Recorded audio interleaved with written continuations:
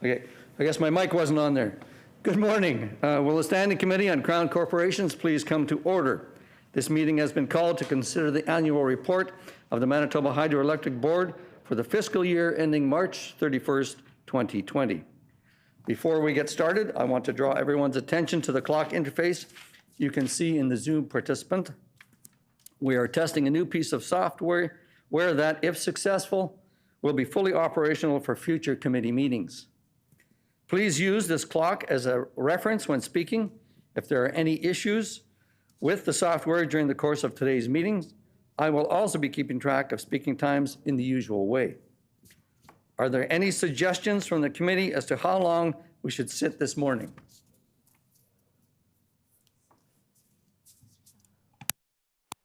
Mr. Sala? I propose a total of 3 hours.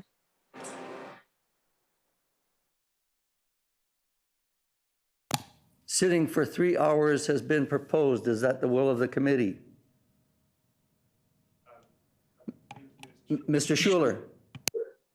Yeah, Mr. Chair, I had my hand up. I propose we sit to 11:55 with calling the vote for annual reports at 11:50. Mr. Schuler has recommended that we sit till 11:55 and call for the vote at that time. Is that the will of the committee? Mr. Chairman. Mr. Schuler. We sit to 11:55 and we call the vote at 11:50 on the annual reports. Is my mic on? Good heavens, it's as if nobody's listening. It's too loud, Ron. Your mic is on. We are unable to see your hand, just the way your camera is. We're just getting your headshot. Okay, so 11:50, we call the vote on the annual reports, 11:55, committee rise.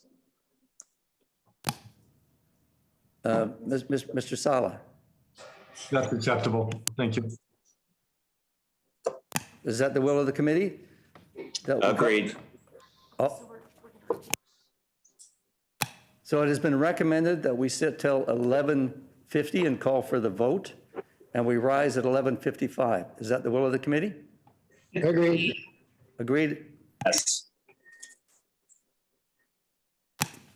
Does the Honourable Minister wish to make an opening statement, and would he please introduce the officials in attendance?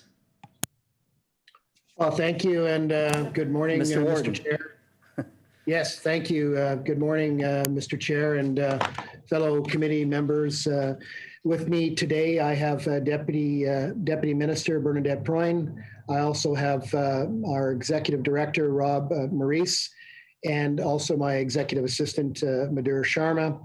And again, as Minister of Crown Services, I am here this morning to present the annual report of Manitoba Hydro Corporation for the fiscal year ending March 31st, 2020. I would also like to welcome this morning Manitoba Hydro Chair Marina James, and also Manitoba Hydro Chief Executive Officer Jay Graywell as representatives of the Crown Corporation. As attendees to the meeting, we know Manitoba Hydro has a critical role in supplying the electricity and natural gas needs of Manitobans that helps drive our economy and maintain our quality of life. To that end, I have tasked Manitoba Hydro to continue to refine and modernize the ways that the corporation conducts business in an effort to improve the financial health and to find efficiencies and reduce red tape for Manitobans and Manitoba businesses. Despite the challenges that the COVID-19 pandemic have brought to Manitoba, I know that the board of Manitoba Hydro and the staff at Crown Corporation have performed exceptionally well carrying out their mandate, all while continuing to deliver services in an ever-shifting pandemic environment. I know that the board and the staff at Manitoba Hydro will continue to deliver services to the best of their ability as we move through the pandemic and look forward to the eventual return to normalcy. We look forward to the discussions this morning. Thank you and good morning.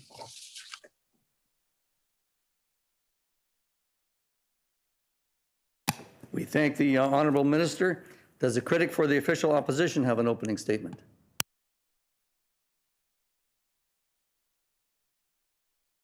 Mr. Canoe? Thank you, Mr. Chair. And I want to say good morning to everybody who's participating in the committee today, and thank everyone for being here. My colleagues included from the legislature, but also the good folks from Manitoba Hydro. I see, in addition to the CEO, Mrs. Graywall, and board chair, Mrs. James. I also see some staff from MH, so just want to say good morning. I found last year's committee, which was in person, I think we all remember, and that has changed, certainly.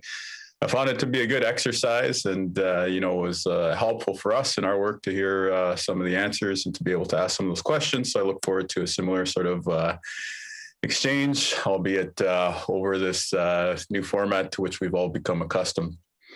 Zoom, of course, is not the only change. There's been many substantial changes to the situation in Manitoba Hydro over the past year. We know that aspects of MHI have been wound down, that fiber optic backbone under the purview of MHT has been basically farmed out to a certain extent. The Auditor General has begun an investigation. Teshmont has been sold. Kiosk units have come online. New export contracts have become publicized, shall we say. New transmission lines are being built. Rates have been set through legislation for the first time in recent memory. A report into Hydro, which was highly political, was released. A 60-day strike with MH workers took place. And of course, there is a back and forth currently going on between the Crown Corporation, numerous stakeholders at the PUB and the PUB itself. So this is a lot of substance that has changed, in addition to the minister's acknowledgement in his opening statement that he looks forward to a return to normal, which of course implies that the past year has seen many substantial changes to the operations of Manitoba Hydro. So just looking forward to diving into some of those issues. I do respect my colleague, the Minister of Infrastructure's suggestion that we sit for about 2 hours, 50 minutes. Hopefully we can get to all of that substance within that time period. I'm optimistic we can. And, I know that Manitoba Hydro is at an inflection point in its history, both in terms of all the issues that I just cataloged, but also internally. We've seen the 2040 plan. And so there's that, renewal and planning exercise taking place internally. And so certainly that may represent some changes within the organization itself. Anyway, MH is not only the driver of our economy, but it's also a crucial piece in how we might seek to solve climate change in Manitoba.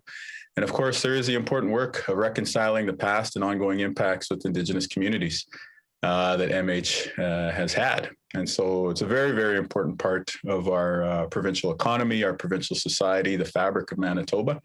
And so this committee seems like a very opportune time for us to be able to dive in and to see not only the impacts on ratepayers, but indeed the impacts on all Manitobans. So again, found last year's committee to be productive and look forward to the same thing today. And again, just want to say good morning to everybody who's participating. We thank the member. Do the representatives from Manitoba Hydro-Electric Board wish to make an opening statement? Good morning. I will start with making... Ms. James? Sorry, it's Jay Graywall, and my apologies. For some reason, we're having video technical... Ms. Graywall? Can you hear me? Yes, but I need to recognize you before you can start. Sorry, my apologies. My apologies. And again, as I was saying, my camera Ms. Graywall, go ahead. Keeps freezing. My camera keeps freezing, so I'm not quite sure what's wrong. We've had IT support on both sides working on it.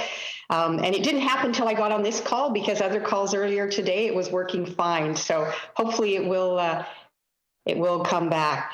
So before we begin, I would like to acknowledge that we are gathered on Treaty 1 territory and in the homeland of the Métis First Nation. Those joining us virtually from elsewhere in Manitoba are doing so from the traditional territories of other Indigenous peoples, including the Anishinaabe, Cree, Oji Cree, Dakota, and Dene peoples.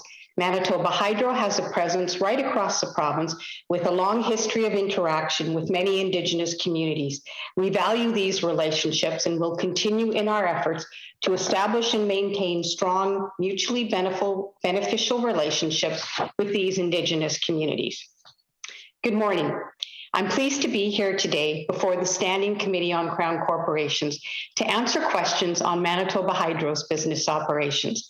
I would like to acknowledge my board chair, Marina James, who is here with me today, as well as the entire Manitoba Hydro-Electric Board for their ongoing support and guidance. Well, the focus of today's meeting is to consider the Manitoba Hydro-Electric Board's annual report for the year ended March 31, 2020. I would like to provide a brief overview of the last 15 months. In the spring of 2020, as each and every one of us were rapidly adapting to the onset of COVID-19 pandemic, our goal at Manitoba Hydro was clear: to keep the lights on and the gas flowing. We had to strategically and quickly adjust to ensure that our critical and essential services continue to be reliably provided to our customers while ensuring the safety of our employees, customers, and the public. During those initial days and weeks, our focus was on making decisions and operational changes across our entire enterprise, including reviewing over 1,000 safe work procedures while implementing new safety protocols for our field operations and, where possible, moving to a virtual work environment. Now, more than 1 year later, many of those protocols remain in place, and 2/3 of our staff continue to work virtually as we do our part to be in line with all public health recommendations and reducing the risk of transmission to our employees, customers, and the public. I'm very proud of each and every one of our employees who have demonstrated an ability to adapt quickly to new work methods and techniques in the field and within a virtual environment without any impacts to our customers. Throughout 2020 and 2021, they have continued to supply our essential services to support the province, our healthcare system, and every Manitoban who is working, living, and going to school under different and, for some, challenging circumstances. Our adaptation to the unexpected circumstances presented by the pandemic continued to evolve through to the late fall, when we were able to return our focus to our 20-year long-term strategy, what we are calling is Strategy 2040, and the ongoing organizational work that is critical as we seek to become a more customer-centric, efficient utility for the future. We know that the energy landscape and our customers' needs and expectations are changing. Around the globe, we have seen how the 3 Ds, digitization, decarbonization, and decentralization, have begun to impact utilities in many different ways. And while I have referred to the 3 Ds on a few occasions, I want to be clear that decentralization is related to new entrants to the market based on new technologies that are becoming available at lower costs. I want to be clear, this has nothing to do with privatization. There are no plans to privatize Manitoba Hydro. What our customers may soon have are additional energy choices to make, driven by new technologies such as local energy storage, rooftop solar, electric vehicles, and public transit, and other options. As an example, car makers continue to move away from internal combustion engines towards electric vehicles, with many stating they are stopping work on gasoline-powered platforms, with some as early as 2026. Manitoba Hydro is already well positioned to play an important role in shaping the changing energy landscape for the benefit of the province. We want to help the province and the country decarbonize. As a vertically integrated utility, we are best positioned to take a holistic approach to managing the changing energy environment. Our goal is to be a trusted energy advisor to Manitobans today and tomorrow. Our new mission statement reflects that objective: help all Manitobans efficiently navigate the evolving energy landscape, leveraging their clean energy advantage while ensuring safe, clean, reliable energy at the lowest possible cost. To support and make this vision a reality, we completed a lot of behind-the-scenes work over the past 8 months to review and revise our business model, including initiating the restructuring of certain areas to support building out and enhancing our capabilities in key areas, and that includes asset planning and delivery, enterprise risk management, customer service, digital technologies, and other areas. The launch of Manitoba Hydro's new customer portal and a new Manitoba Hydro app for smartphones in the last few months is evidence that changes are already starting to occur as we seek to engage with our customers more effectively and in the manner they want. Planning is underway for the development of our first ever integrated resource plan, which will include public and stakeholder input. It's also evidence that we are making fundamentally new approaches to engaging with our customer and other critical stakeholders. The integrated resource plan will seek to better understand Manitobans' perspectives on the changing energy landscape, their evolving energy needs, and what they value when they consider their energy supply. This will inform our long-term financial forecast, which we will file as part of our first 5-year general rate application in the winter of fiscal 22-23. So, while we are only at the start of our multi-year journey on this front, I am confident that we will be successful as we build the Manitoba Hydro of tomorrow. Despite challenges posed by the pandemic, the past year also saw great progress on our major projects and a number of significant announcements, all related to Manitoba Hydro and our operations. I'm pleased to share that the first of 7 generating units at Kiesk came online and was connected to the Manitoba Hydro power grid on February 16th. A second unit was brought online at the end of April, and the project continues to track ahead of the control schedule and on the control budget of $8.7 billion. Spanning the full year, we not only started but completed construction on Birtle Transmission Project, a 230,000 volt transmission line from Birtle Station to the Manitoba-Saskatchewan border, and it was on schedule and under control budget. Additionally, we were able to secure up to $18.8 million in federal funding. This line enhances reliability of our grid and allows us to fulfill our export contracts to Saskatchewan, using that revenue to keep rates lower for all Manitobans. As part of our effort to serve Manitobans in a changing energy landscape, Manitoba Hydro adjusted and reorganized the Manitoba Hydro International business model in January, following an extensive and detailed review. This reorganization will allow us to focus on our core business to meet the evolving energy needs of Manitobans. It is not, as was characterized in some media outlets, privatization. Manitobans will continue to receive maximum benefit from Manitoba Hydro International's made in Manitoba technology and experience. Manitoba Hydro will continue to own and operate Manitoba Hydro Telecom fiber optic network, and permanent Manitoba Hydro International staff are being offered a minimum of a 1-year position at Manitoba Hydro. Over the next year, Manitoba Hydro International staff who accept the offers will be fully integrated into Manitoba Hydro, providing greater synergies and efficiency to both organizations. As I said, Manitoba Hydro International's technology product and services will continue to be marketed under the Manitoba Hydro International brand. The only part of the business being wound up is the international consulting arm, known as Manitoba Hydro International Utility Services. I do want to highlight that there will be no financial impacts on Manitoba Hydro, as we will continue to honor the multi-year contracts on the consulting side that are in place. Why did we choose to get out of the international consulting field? Firstly, this is a highly competitive field dominated by large international firms, and we were seeing decreasing financial returns. The time for opening statements has expired. Is it the will of the committee to allow Ms. Graywall to continue her opening statement? Agreed? Go ahead, Ms. Graywall. Thank you. Why did we choose to get out of the international consulting field?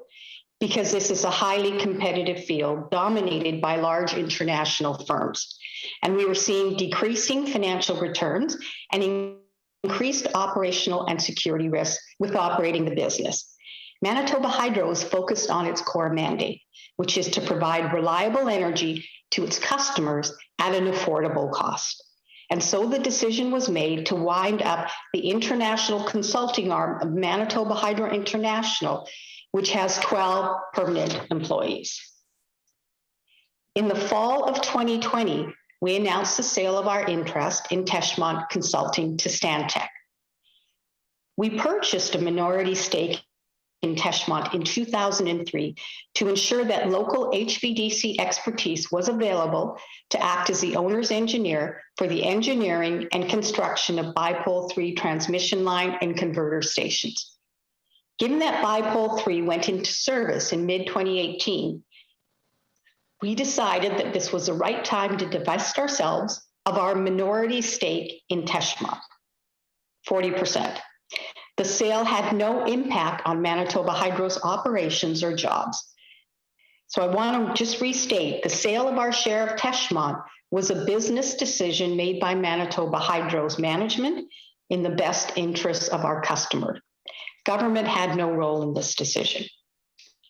This sale of this 40% interest does not in any way constitute privatization of Manitoba Hydro. Teshmont was a private company before we bought into it and remained a private company through our period of involvement. You can't privatize a company that was always private. Another issue that garnered a lot of media attention this past year was Bill 35. Although I realize this legislation is currently before the legislature, and as such, I'm unable to discuss it in any detail today, I will say that Manitoba Hydro supports this proposed legislation. The proposed amendments establish a multi-year rate-setting process where the Public Utilities Board approves electricity rate changes at 5-year intervals. This will bring Manitoba Hydro's regulatory approach more closely in line with other jurisdictions in Canada and will result in lower costs to Manitoba Hydro customers. Past regulatory applications for Manitoba Hydro have been twice the average of other Canadian utilities on a per customer basis. Over the last 10 years, the average external third-party cost of electric and natural gas regulation by the PUB to Manitoba Hydro was approximately $10 million a year. We believe that setting rates for multiple years through a general rate application to the Public Utility Board will allow customers to more effectively budget for their future energy costs while helping reduce expenses and therefore the level of rate increases needed for Manitoba Hydro. With respect to net income, we do require a reasonable level of net income every year to help protect us against regular, reoccurring operational risks, such as those related to climate change, with drought, intensive winter storms, and fires being an example. Additionally, we need to ensure that we make steady progress each year to meet the debt to equity targets outlined in Bill 35, helping us to be viewed as financially self-sustaining entity. This is a 20-year journey, and we feel the next 5 years is critical to get Manitoba Hydro on the right trajectory.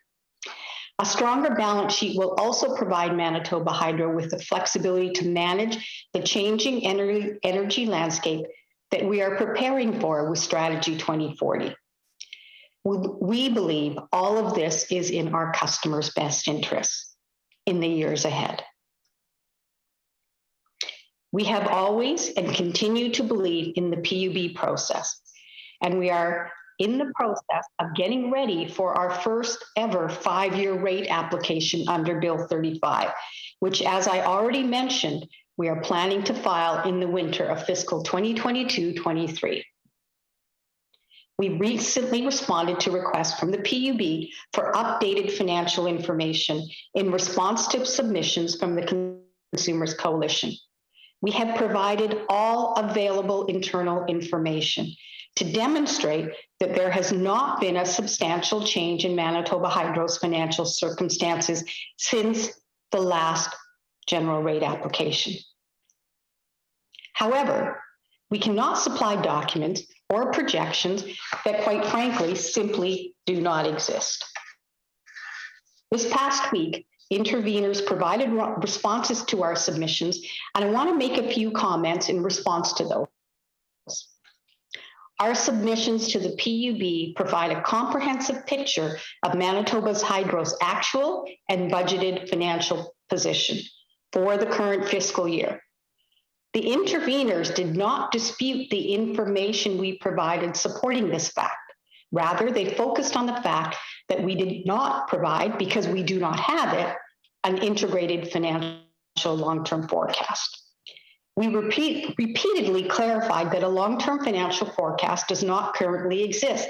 Why? Because we are going through some significant changes and previous processes no longer exist. We no longer create documents like we used to do. And it was actually offensive to suggest that Manitoba Hydro has defied orders and is concealing evidence. Manitoba Hydro clearly stated these documents do not exist. Improvements to our processes are key and should not be taken as an indication of substantive change in our financial circumstances or incompetent management. Rather, there was and remains an obligation to advise the PUB that what was sought does not exist. Informing the PUB that a long-term financial forecast does not exist does not equate to concealing financial forecasts, contempt, or an inferred admission of substantial change. Simply put, at this point in time, we do not have a 20-year forecast. Why? The energy landscape we are operating in is changing. And by that, supply and demand, which are key components of a long-term financial plan, are in a state of change. If we were continuing status quo, if this energy landscape was not changing, absolutely, we would have a long-term financial forecast in place, as we have always in the past. But we are in a time of change where the key variables that are input into a long-term financial forecast are currently unknown. And it would be imprudent and misleading for us to release a long-term forecast that does not reflect the changes that will be coming. When we provide a long-term financial forecast, we want our customers to have confidence in our plans and to be able to make decisions based on that. Our next 20-year financial forecast is going to be informed by the new integrated resource plan, which takes into account evolving energy needs and what customers value when considering their energy supply. And it will form the basis of our next general rate application, which will be filed in the winter of fiscal 2022-23. Finally, regarding the announcement that a new advisory panel has been named to oversee the implementation of the recommendations in the economic review of Bipole 3 and Kiosk from Commissioner Brad Wall, we look forward to working with members of the panel to implement the recommendation of the Commissioner's report. We are always looking to serve our customers as efficiently and effectively as possible, including all decisions made that should be in their best interest. We view this as an opportunity to ensure we have the right processes and decision-making processes in place to enhance our operation in the years ahead as we move to become the utility of the future that Manitobans expect and will need us to be. I thank the members of the committee for their time, and I look forward to the questions. Thank you, Ms. Graywall. We seem to be experiencing some technical difficulties here this morning, and we're asking if it's all right with the committee members if we allow oral questions if the video is not available.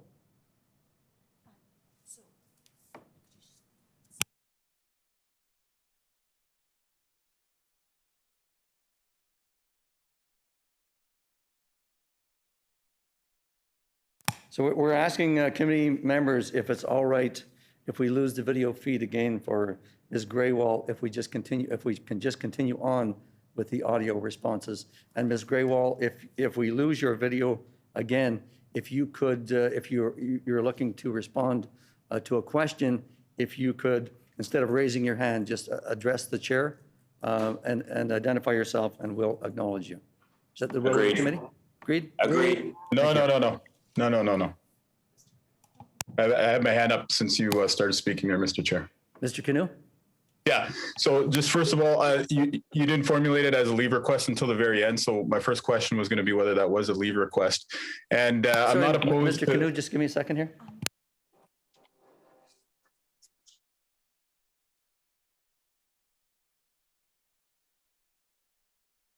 Okay.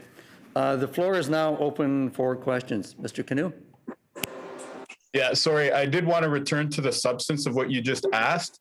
My only concern is that the leave request was overly broad and it would invite participation from anyone with their cameras off. I do want to be flexible to Mrs. Graywall's situation. So if you wanted to reformulate the leave request and say that it only applied to the CEO's video feed being off and her being able to participate just by audio, I would agree to that. What's that? So we'll put that back to the committee if that's okay, if the audio only applies to Ms. Graywall. Agreed? Agreed. Thank you. The floor is now open for questions. Mr. Canoe? Thank you, Mr. Chair, and thanks for accommodating that request to revisit the leave. I also want to thank the CEO for their opening statement, and certainly far-reaching, and I appreciate it because all those topics that were touched on are now scoped in for the discussion here at the committee this morning, and so certainly we'll definitely be following up on a number of points. I do have a lot of specific questions, but I did just want to ask a point of clarification from the CEO to begin. It seems that the concluding thought in the opening statement contradicts the rationale for Manitoba Hydro's opposition to the PUB order. The PUB is currently trying to figure out whether there's been a substantial change in Manitoba Hydro's finances. And then the CEO effectively just said they will not provide further information to that PUB process in the form of a current integrated financial forecast because the determinants of the finances at Manitoba Hydro are currently in a state of change. So it's contradictory within itself. On the one hand, MH is arguing that there has not been a substantial change, but then on the flip side, there's an argument that there is currently a state of change. So can the CEO explain that contradiction?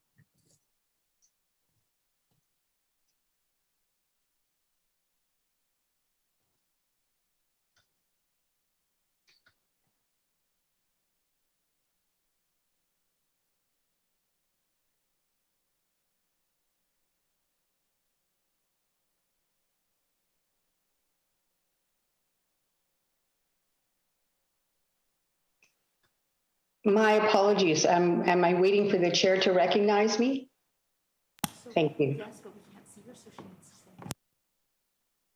Ms. Graywall, we are unable to see you, so you have to address the chair and identify yourself when you're ready to speak. So go ahead, Ms. Graywall.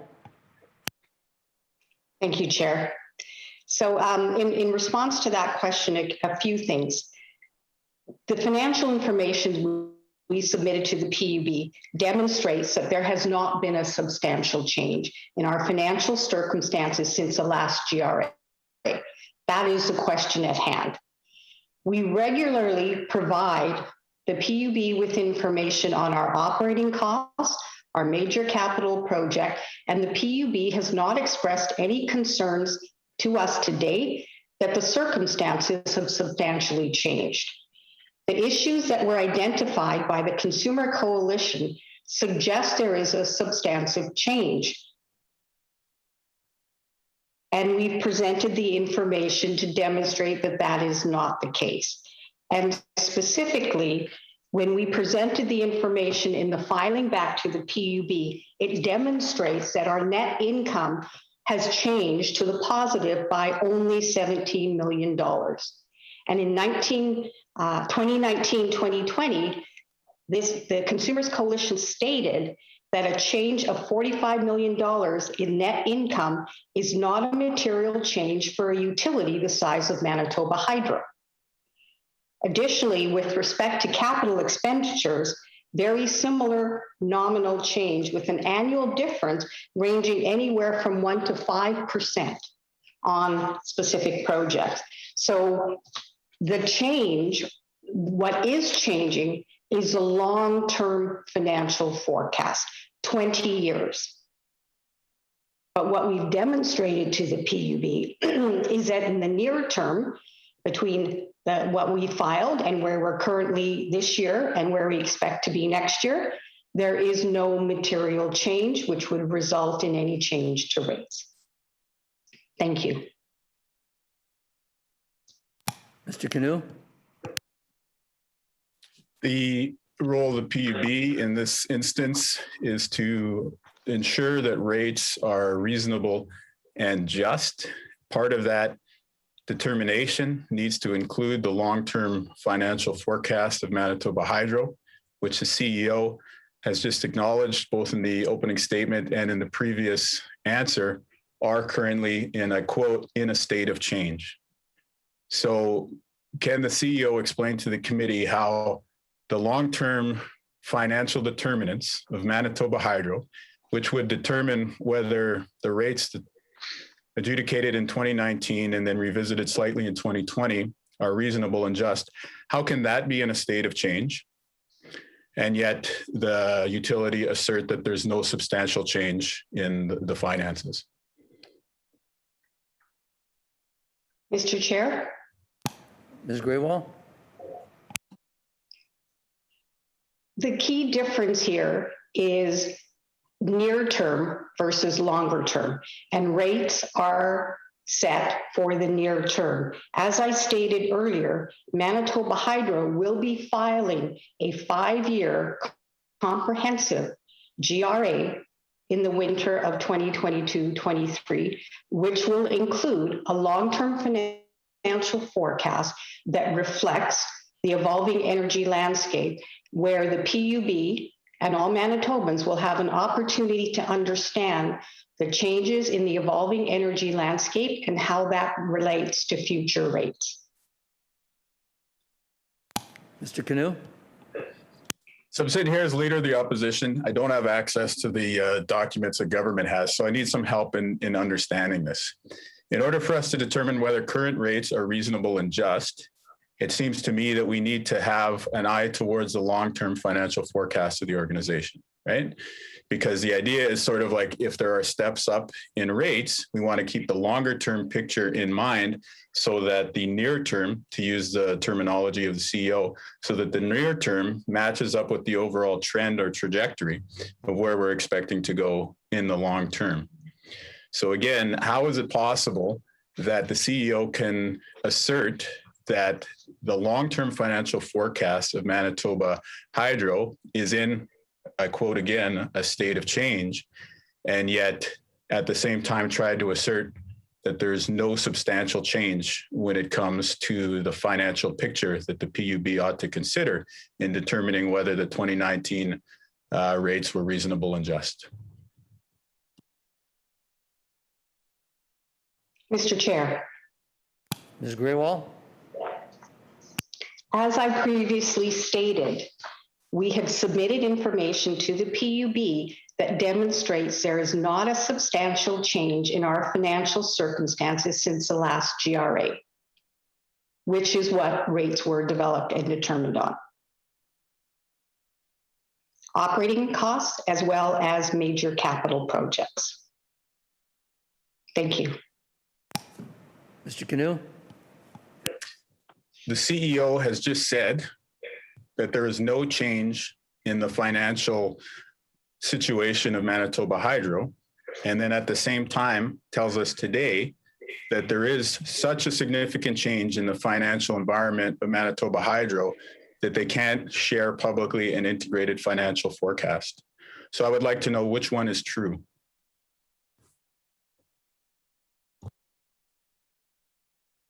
Mr. Chair, Ms. Graywall? as I previously stated, our net income is only changed to the positive by $17 million, which the Consumers Coalition also recognized and stated that that is not a material change for a utility the size of Manitoba Hydro. We are talking about near-term rates at this point in time. We are not talking about, nor is the question raised by the coalition, about rates 10 years from now, 15 years from now, or 20 years from now. Thank you. Mr. Canoe? First of all, I just want to put on the record that it's not a compelling argument that the variation from net income disproves whether there's a substantial change in the financial situation of hydro or not. For instance, net income could disguise severe variations in terms of revenue and expenditure, and so long as they stayed within a relatively similar band, the net income picture may be the same. So I just want to dispense of that argument right now because it's simply not compelling. But I want to return to the question. Again, we know that whether rates are reasonable and just has to be considered within a longer term context. Yes, they are set. Typically, when a government doesn't try to legislate their way around the Public Utilities Board anyway, we know that rates are set within, a near-term time horizon, but that has to take into account the longer-term situation, right? Because the reasonableness has to consider, the test of reasonableness in determining rates has to consider whether the amount that the rate is set at today is going to put undue hardship on the ratepayer tomorrow. And similarly, the justness test, I think, needs to be met within a similar balance of current, near, and long-term considerations. So again, there are two competing arguments that the CEO has advanced here today. One, for the purposes of the Consumers Coalition process at the Public Utilities Board, the CEO is attempting to argue that there is no substantial change in the financial situation of Manitoba Hydro. And yet, conversely and contradictorily, in an attempt to try and not provide an integrated financial forecast to the Public Utilities Board, the CEO argues that there has been such a substantial change in the financial environment of Manitoba Hydro in the long term that such a document could not be generated. So with those two competing and mutually exclusive propositions advanced by the CEO today, one, that there is a substantial change such that an IFF can't be generated, or two, that there is no substantial change, therefore the PUB doesn't need to inquire further. I would like to know which of those is true and which is accurate. Mr. Chair. Ms. Graywall? Firstly, in response to the statement made that net income is not the number to look at, absolutely agree. And therefore, the information we submitted to the PUB showed a line-by-line comparison of revenue and costs so that the PUB could assess, is there any material change in our business? Secondly, as I've stated, we will be filing a 5-year GRA in the winter of 2022. That 5-year GRA is what our customers can look at to understand rates going forward in the future. And as I've stated, the processes for determining the long-term financial forecasts are changing, including the work we will be doing that will involve material consultation with all Manitobans around an integrated resource plan, and that will inform the long-term financial forecast. But what we are saying at this point in time is in the near term, the financial circumstances have not changed. 17 million in net income is the difference. for a utility of our size and scale, which is not material. Mr. Canoe? I just want to return to the question because, again, the near term cannot be separated in terms of trying to determine the reasonable and justness of rates from the longer term context. So the CEO advances one argument that says there is no substantial change, and that's why the PUB doesn't need to intervene, but then turns around and says there is so much substantial change that they cannot generate an integrated financial forecast. So I'd like to know which one of those is correct because they are mutually exclusive.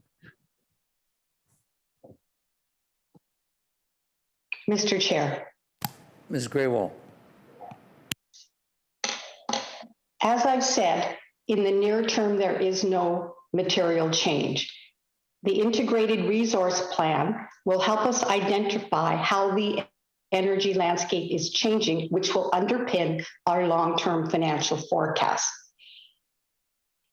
If we were continuing status quo, we would have that long-term financial forecast.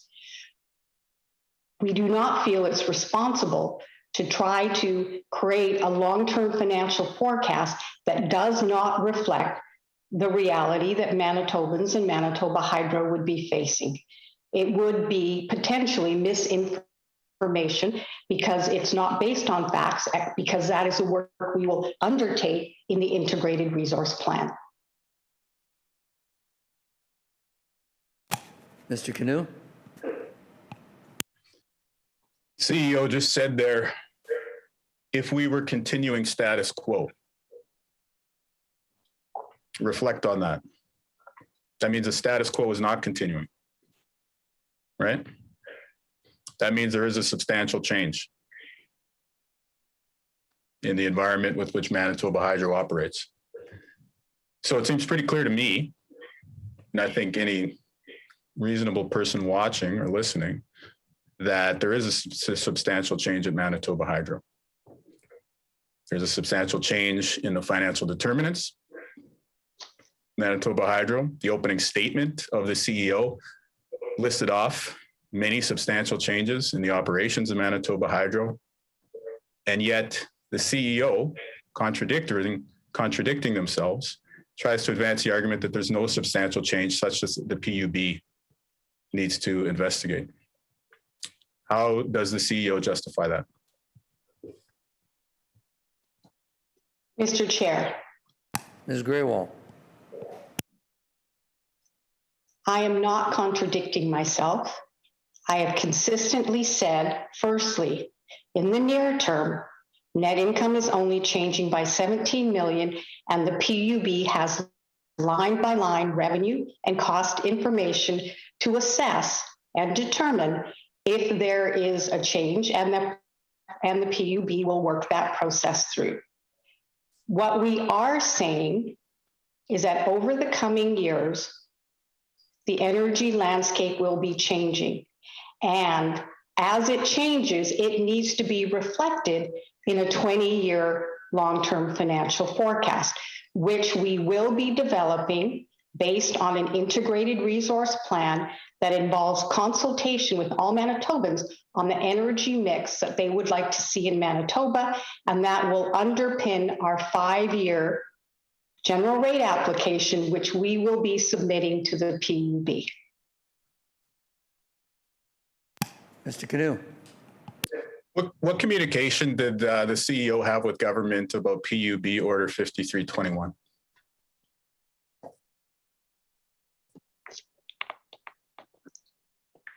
Mr. Chair. Ms. Graywall?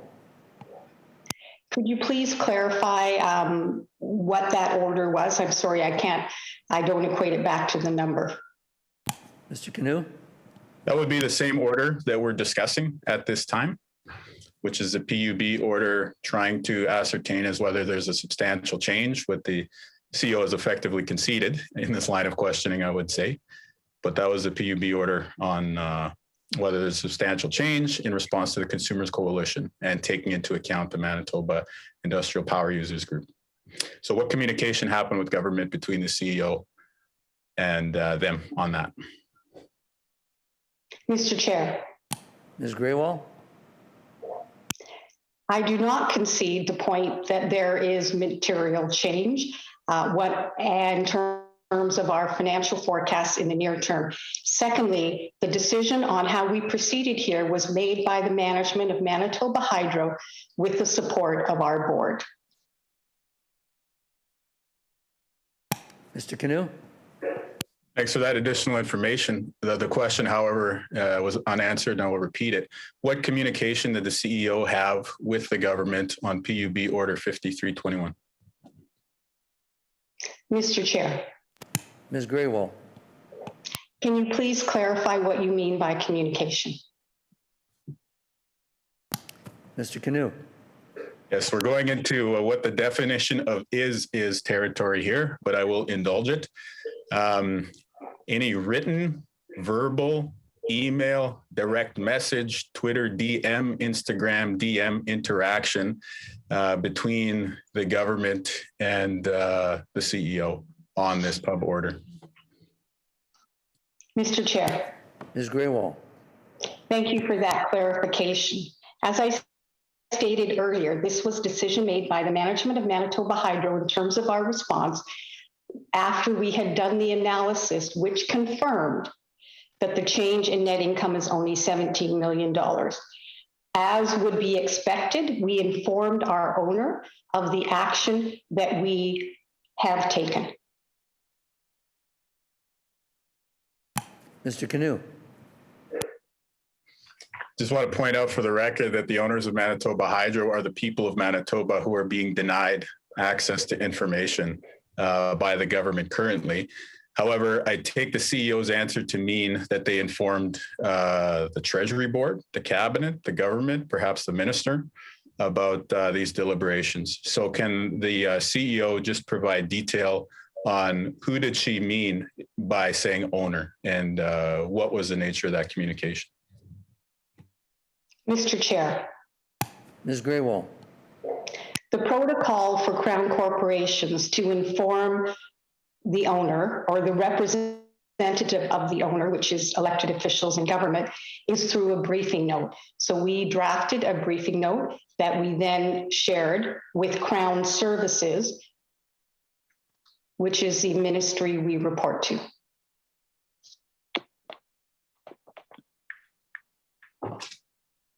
Mr. Sala? Appreciate the response from the CEO. Is it possible to obtain any of the written communications relating to communication between government and the CEO? Mr. Chair. Ms. Graywall? We will take that under advisement. Mr. Sala? Thank you for that answer. And I'd like to know, is there, what was the content of the communication from government to the CEO, or were there any explicit directions to the CEO given regarding that pub order? Mr. Chair. Ms. Graywall? There were no specific communication or direction provided by government regarding the PUB order. Mr. Sala? Could the CEO provide dates of communication between herself and government? Mr. Chair. Ms. Graywall? We will take that under advisement.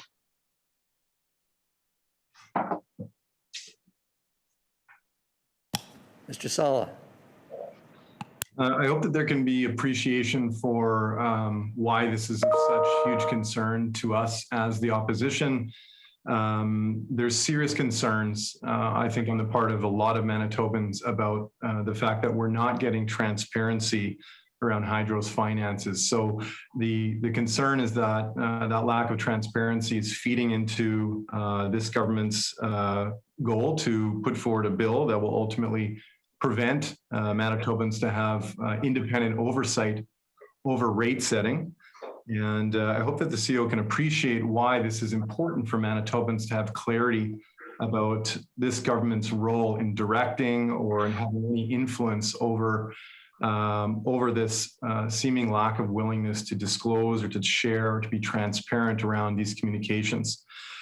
So we do appreciate that the CEO has offered to take this under advisement, but I would highlight that this is an incredibly important area of information that Manitobans do deserve to have clarity around, which is what exactly is the role of this government in directing this organization and directing the CEO in effectively avoiding accountability or avoiding transparency around this area. So I'm going to move on here to another area of questioning. I'd like to ask about some important financial information that's held by the corporation. Can the CEO describe for this committee the details of the most current or recent export price forecast?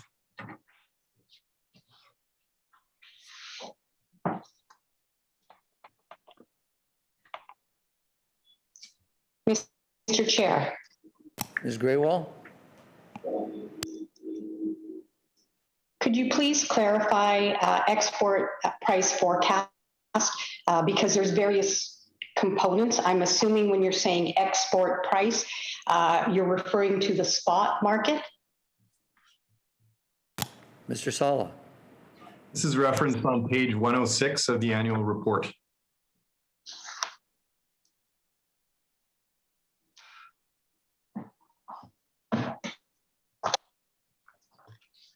And I can further clarify that I was Mr. referencing. Sala?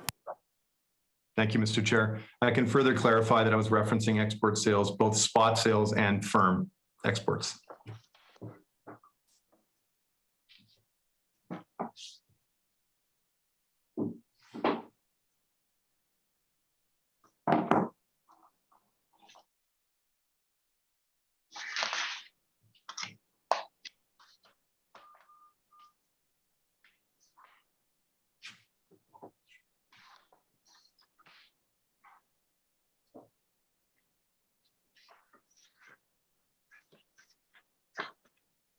Mr. Chair?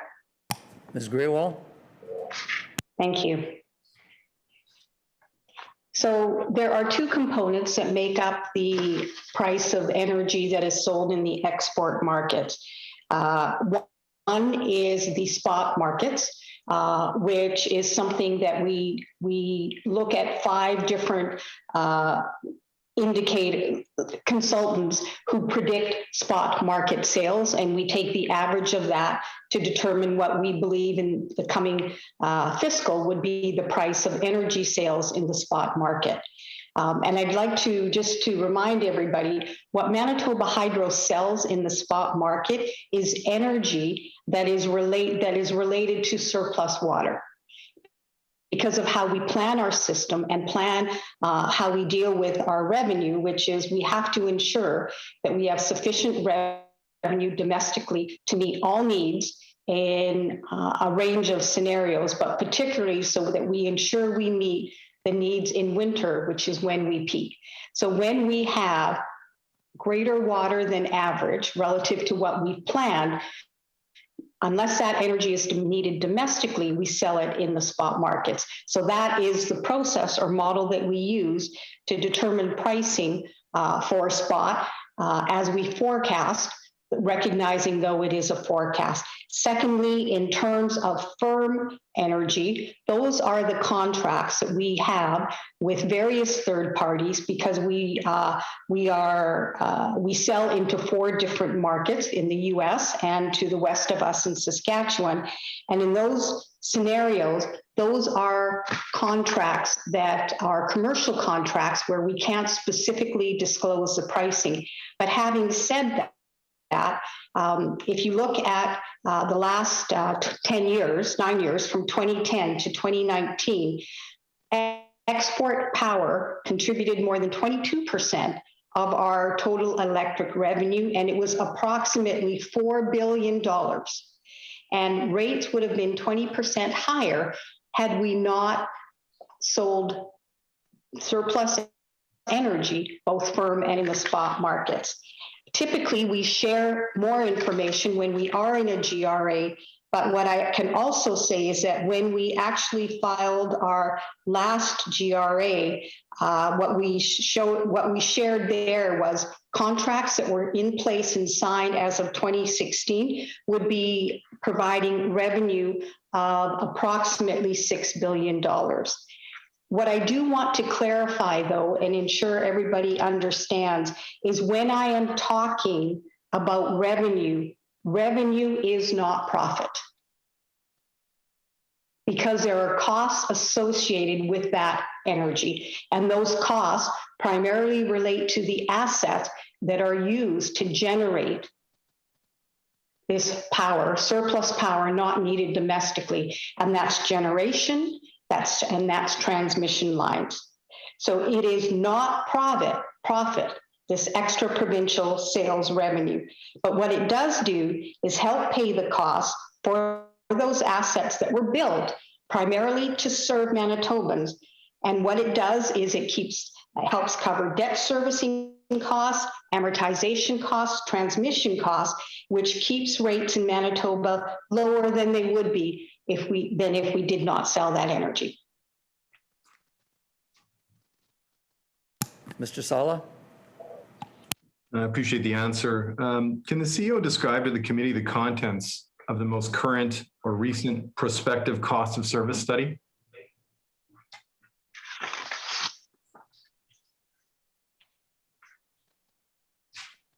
Mr. Chair. Ms. Graywall? Could you specify if you're talking electricity or gas, because they're different studies? Mr. Sala? Electricity.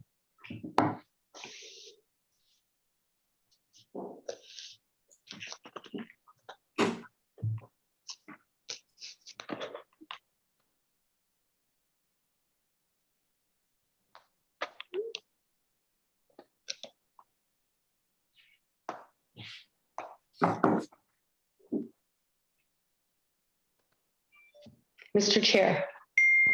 Ms. Graywall?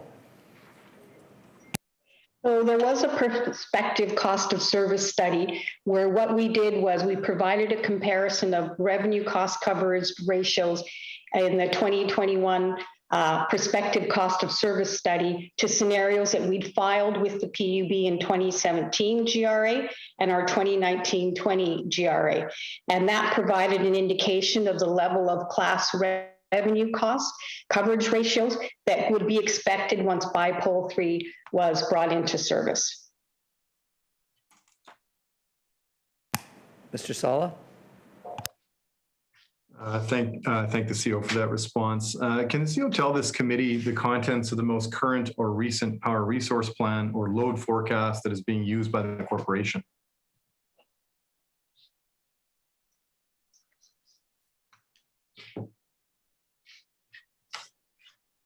Mr. Chair. Ms. Graywall? Can you please repeat the question? Absolutely. Mr. Sala? Absolutely. I've requested that the CEO tell this committee the contents of the most current or recent power resource plan or load forecast that is being used by the corporation.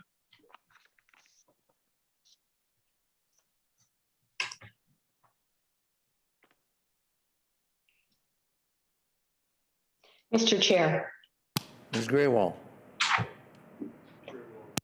I don't have the most recent load forecast available to me at this point.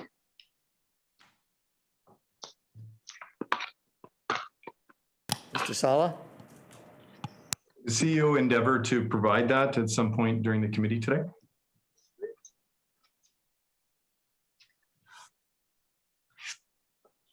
Mr. Chair. Ms. Graywall? I'll take that under advisement. Mr. Sala? The CEO stated yesterday in a news release that, quote, our submissions to the pub provide a comprehensive picture of Manitoba Hydro's actual and budgeted 2021-2022 financial position, end quote. but there's no operating and admin forecast. There's no export price forecast, no power resource plan or prospective cost of service study. It's been mentioned here. How can Manitobans know what is the true state of affairs with Hydro's finances when this information is not currently within the view of the public?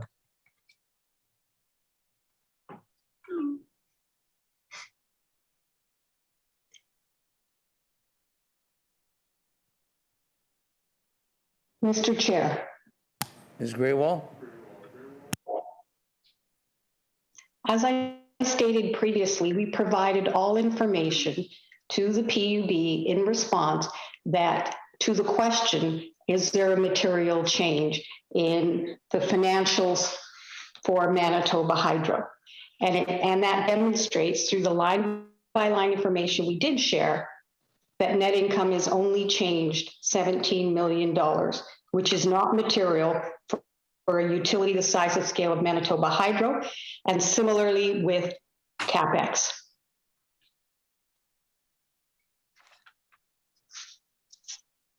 Mr. Sala? This is a background from the MyPug submission that went into the pub. The quote was from MyPug: "There was no information on any of the three key financial ratio targets that Hydro has adopted, namely interest coverage, capital coverage, and debt to equity. There was also no information on the balance sheet at all. In a capital intensive utility, the balance sheet and its evolution over time is among the most critical pieces of analysis for sufficiency of rates. Hydro provided no information on the level of equity, nor mention of the risks and variability it faces regarding the sufficiency of this equity. As some of the most notable changes asserted by the coalition relate to reductions in Hydro's risks and not necessarily to its immediate net income, information to assess risks is critical to the determination of whether the circumstances have indeed substantially changed."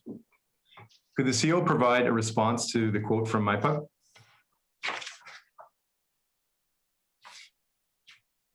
Mr. Chair.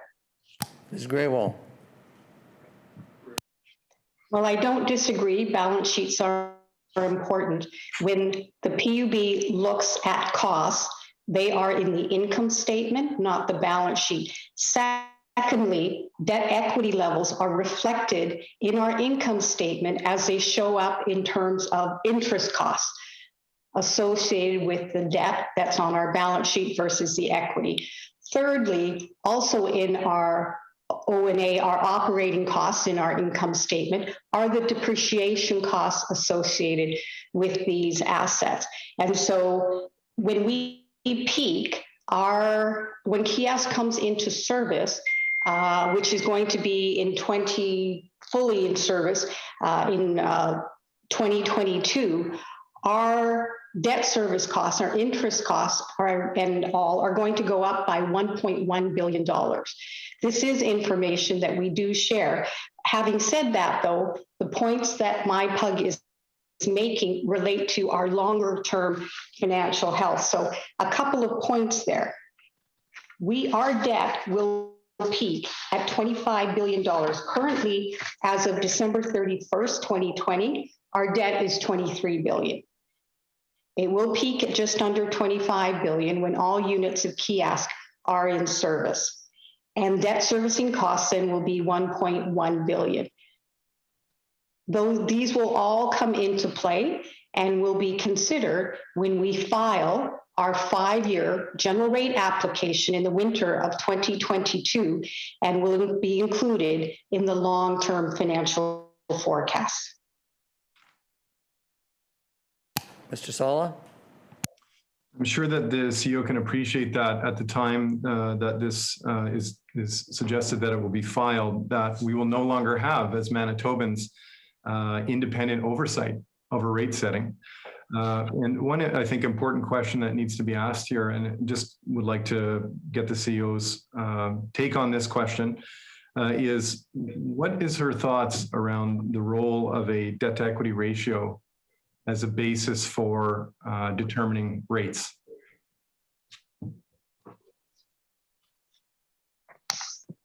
Mr. Chair. Ms. Graywall? Utilities have various metrics that they use to assess financial health.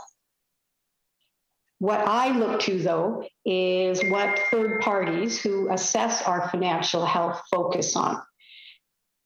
And most recently, Moody's issued on May 4th of this year, 2021, their assessment of Manitoba Hydro's financial health, including looking at our debt to equity ratio. And from their perspective, they are concerned about the ongoing weak financial profile of Manitoba Hydro. The debt rating agencies look at both short and long-term credit ratings. And what I'd like to point out is that other utilities in Canada, including Crown's, also use the debt to equity ratio as a measurement of financial health. And so when we look at other utilities that are similar to us, so for example, Quebec Hydro, which like Manitoba Hydro are a fully integrated utility, and primarily hydro energy, green, renewable, dependable power is the primary source of energy. Their debt to equity ratio is 69%, whereas we will peak at 86, 87%. And the second metric that is tied to debt equity is also how much of your revenue is used to pay interest costs. So if we look at that with other utilities, in Manitoba, for Manitoba Hydro, approximately 40% of our revenues are used to pay interest costs. For Quebec Hydro, it's 19%. For Sask Power, it's 17%. And for BC Hydro, it's 16%. So debt equity ratios are important because those who assess our financial health, which then relates to the pricing for our debt, which, as I've already said, will be considerable, peaking at $25 billion, it is an important factor. Mr. Sala? Does tying rate setting to the debt to equity ratio create risks of Manitobans overpaying for electricity? Mr. Chair. Ms. Graywall? Could you please provide a bit more context around your question?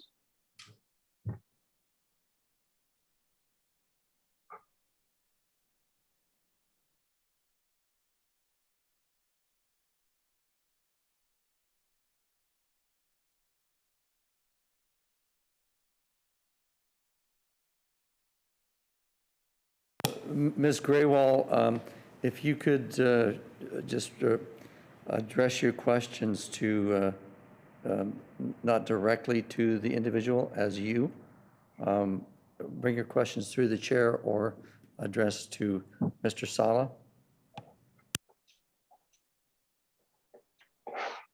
Thank you. So you could say, could Mr. Sala please clarify the question? Or instead of, could you please clarify the question? Mr. Sala? Mr. Sala? Thank you, Mr. Chair. Appreciate the need for clarification here. The question relating to this concern about the risk of overpaying is that by attaching rate setting essentially to a debt to equity ratio, we create this risk of Manitobans overpaying because there's questions to be asked about the need or the accuracy or the benefits to using a debt to equity ratio as a measure of financial health of a government organization. And of course, the concern here is that when we talk about increasing the number on the equity side, we're actually talking about simply putting dollars into hydro reserves, as I understand it. So socking away money into reserves, taking that off we'll call it the kitchen tables of Manitobans, to have that sit in hydro reserve accounts is questionable when that shift or that increase in that equity number doesn't necessarily relate to any particular financial risk to the organization, given it's a government entity. And so some major differences there in terms of how a debt to equity ratio can be used in both a private and a government context. So it would seem that tying rate setting to a debt to equity target, like a 75-25 target, where there's questions to be asked about the validity of using that type of measure and measuring the financial health of the government entity, could create serious risks of Manitobans ultimately overpaying, because of course rate increases will be designed to help us achieve those targets, which ultimately are targets that will result in significant amounts of dollars coming out of Manitobans' pockets and ending up in hydro reserve accounts. So I guess just hopefully that provides some context, but that's the concern here, is that Manitobans could possibly overpay with using that debt to equity ratio as a target. So hoping for some commentary from the CEO around that question. Mr. Chair. Ms. Graywall? Thank you, Mr. Sala, and my apologies for not using your name previously and saying you. In terms of your question around overpaying, currently, I'd like to point out for Manitoba Hydro, we are borrowing, including our working capital. And what do I mean by that? Right now, we are not only borrowing to fund the large major projects, we are also borrowing to fund our ongoing investing activities, our typical annual business operating capital. And by that, what are some of those things? It's the funds that we pay to Efficiency Manitoba. It's the funds that we need to maintain our assets. Typically, a utility or any organization would want to use internally generated funds to pay for that, to demonstrate that they are self-sufficient. At this point in time, Manitoba Hydro is not. Secondly, I'd like to point out the concept of reserves. Reserves are our equity. And what is our equity? It is on our balance sheet to help us assess and deal with risk. But I want to be very clear, equity is not cash. That is why we are borrowing. Even though we have equity, it is not cash, we are borrowing. And what is the issue here in terms of the debt to equity ratios and how that is framed, which is, you mentioned risk. Risk is going to increase for Manitoba Hydro in the evolving energy landscape. And we, every single fiscal year, face a number of uncontrollable risks. They are inherent in our operating environment, and they can result in significant variability year to year. And they are water flows, they are seasonal weather, it's interest rates, it's spot market prices, it's our customer behavior and therefore consumption of energy, and it's also how and when rate increases are approved. In any particular year, water alone represents variability for us of potentially $450 million. $120 million to the positive if we have surplus water, but it's $330 million to the negative if we have severe drought. And those are factors that are beyond our control that we face every year.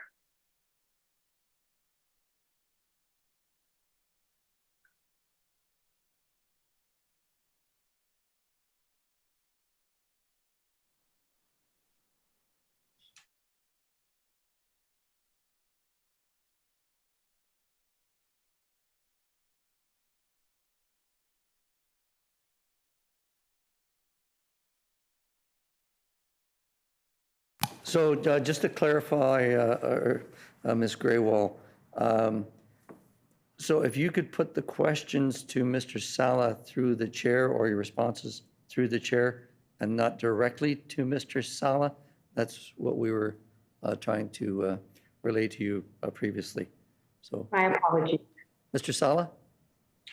I'd like to ask the CEO, how are, in terms of determining a 25-75 debt to equity versus a 20-80, how are Manitobans more protected by 25-75 target versus a 20 to 80 target? Is there a substantial increase in sort of de-risking or sort of is there a substantial benefit to hydro in that extra 5%? What changes from a 20 to a 25% target in terms of benefits to hydro?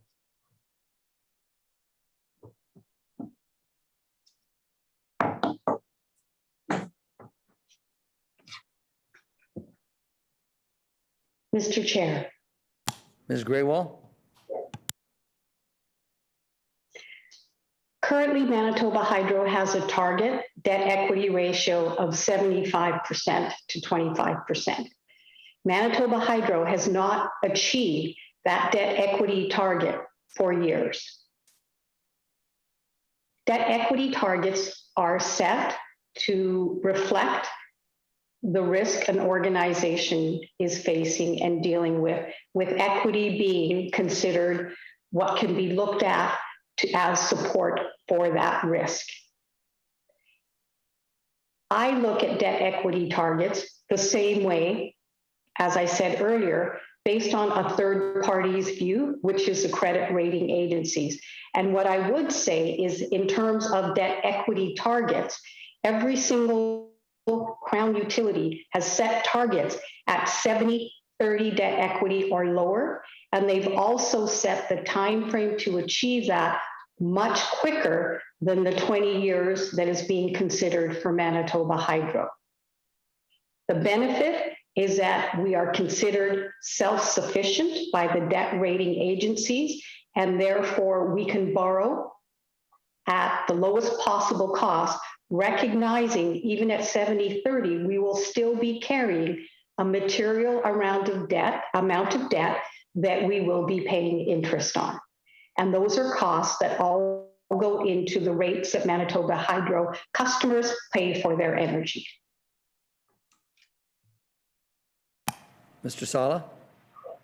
I appreciate the response from the CEO, and I hope that she can appreciate why this is so important, this question of that target and whether or not it's set appropriately and whether or not that transfers risks onto Manitobans themselves, who may face risks of overpaying as a result of an overly aggressive target that doesn't necessarily relate or doesn't have any specific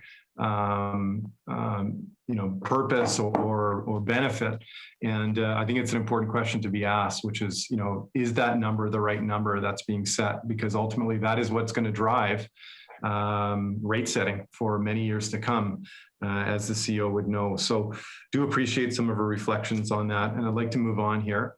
I'd like to ask the CEO if she can provide the integrated financial forecast, capital expenditure forecast, prospective cost study, and the 2021, 2022, and 2022-2023 forecast of net export revenue for each possible water flow conditions.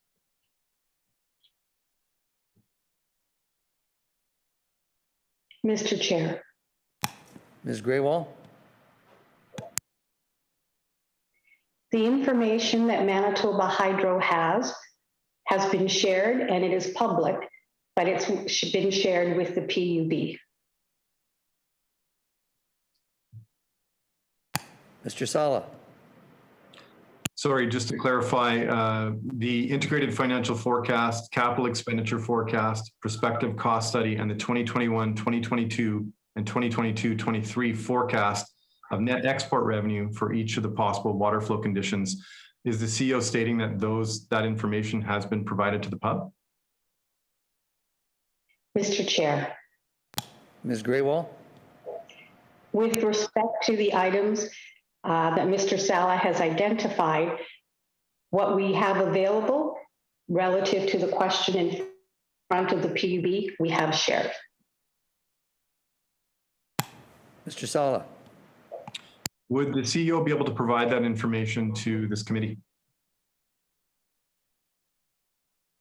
Mr. Chair. Ms. Graywall? We will take that under advisement. Mr. Sala? Was that information provided to Treasury Board as part of the last budget process?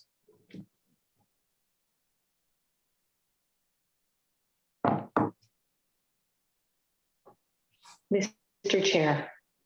Ms. Graywall?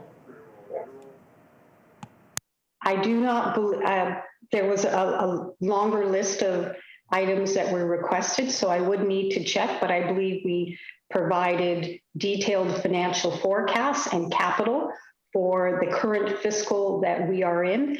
I am not aware that we shared longer dated information, particularly anything that we do not have or did not have at the time we submitted our budget and to Treasury Board and responded to the questions there. But I'll take that under advisement in terms of getting clarification from the team. Mr. Sala? The CEO provide clarity on what was given to Treasury Board? Mr. Chair. Ms. Graywall? As far as I am aware, what we provided to Treasury Board was a detailed financial forecast and capital plan.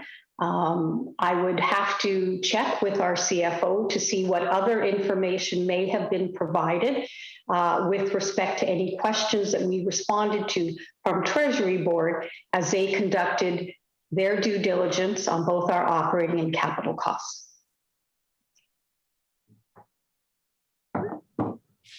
Mr. Sala? Page 49 of the 2019-20 annual report under the heading Outlook, Hydro writes, quote, compared to budget, the corporation is projecting a slight decrease in overall annual revenues of 2%, primarily driven by an estimated reduction in domestic consumption for commercial and industrial customers. This decrease is partially offset by expected higher usage in the residential sector, given COVID-19 impacts, end quote. It's clear that Hydro produces projections regarding revenue, regarding operating and admin costs, regarding consumption, and projections regarding exports. Will the CEO provide the projections for 2020, 21, 21, 22, and 22, 23 today? Mr. Chair. Ms. Graywall? My understanding is we're here today to discuss specifically the annual report and the numbers in that annual report. But I will take under advisement Mr. Sala's request. Mr. Sala? Thank you, Mr. Chair. Again, on page 49, the annual report of Hydro states, quote, the corporation's earnings can fluctuate significantly due to various uncontrollable factors, such as the amount of water and flows, weather, domestic load requirements, particularly related to the usage of a small number of large industrial users, market prices for electricity, and interest rates. Each year, the uncertainty related to water and flows has the greatest potential to impact expected earnings, end quote. It's clear Hydro produces forecasts of the impact of different water flow conditions on revenue. So I'd like to ask if the CEO can provide this to the committee, the 22-23 forecasts of net export revenue and net income for each of the possible water flow conditions.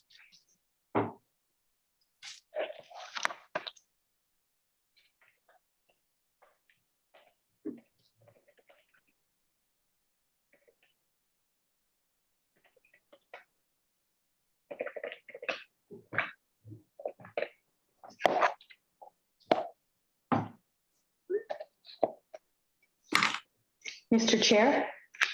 Ms. Graywall? I will take that under advisement.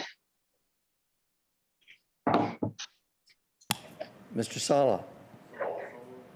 Okay, we do look forward to receiving that information.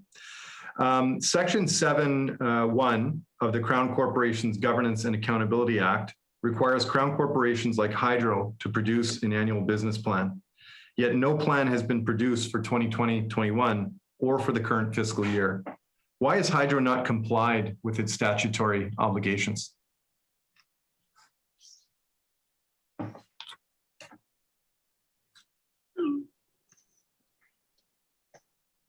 Mr. Chair. Ms. Graywall? Manitoba Hydro continues to comply with its statutory obligations and submits as required under the Act any materials required to our minister.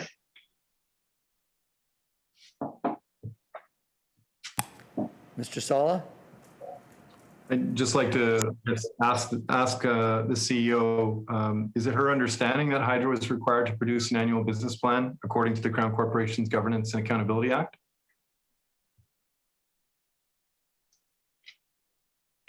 Mr. Chair, Ms. Graywall?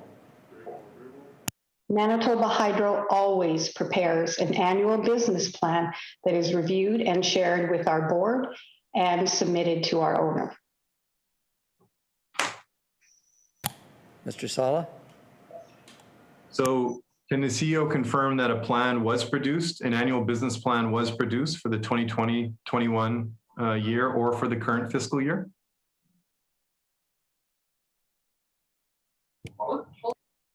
Mr. Wharton? Thank you, Mr. Chair. And again, certainly appreciate the question from the member from St. James as well. And certainly the business plan that the member is referring to is certainly outside the scope of what we're here to talk about today, the corporation's fiscal year ending March 31st, 2020. However, I will certainly indulge and provide the member and the committee members facts, and the facts are clear. A report was provided to Crown Services, sent back for further clarification, and is currently in that process. Mr. Sala? Would the CEO provide a copy of that annual business plan to the committee?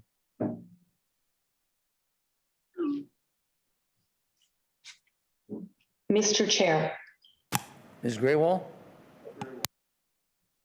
as noted by our minister, that will be shared by the minister once it has been finalized and approved by Crown Services. Mr. Wharton?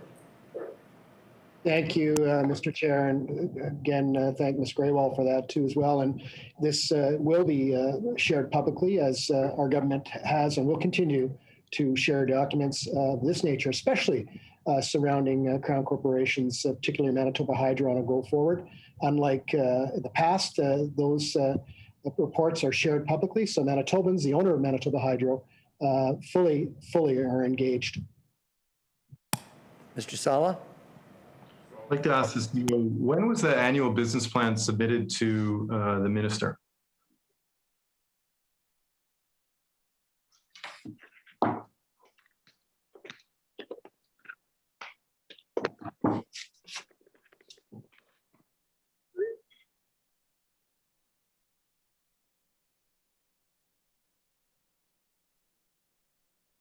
Mr. Chair, Ms. Graywall?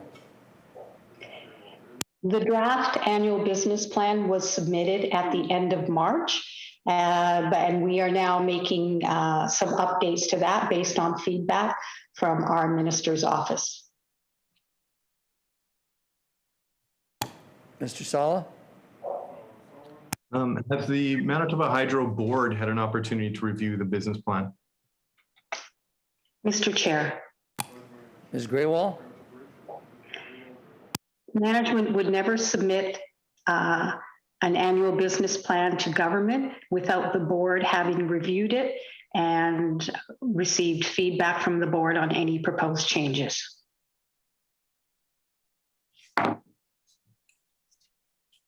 Mr. Sala?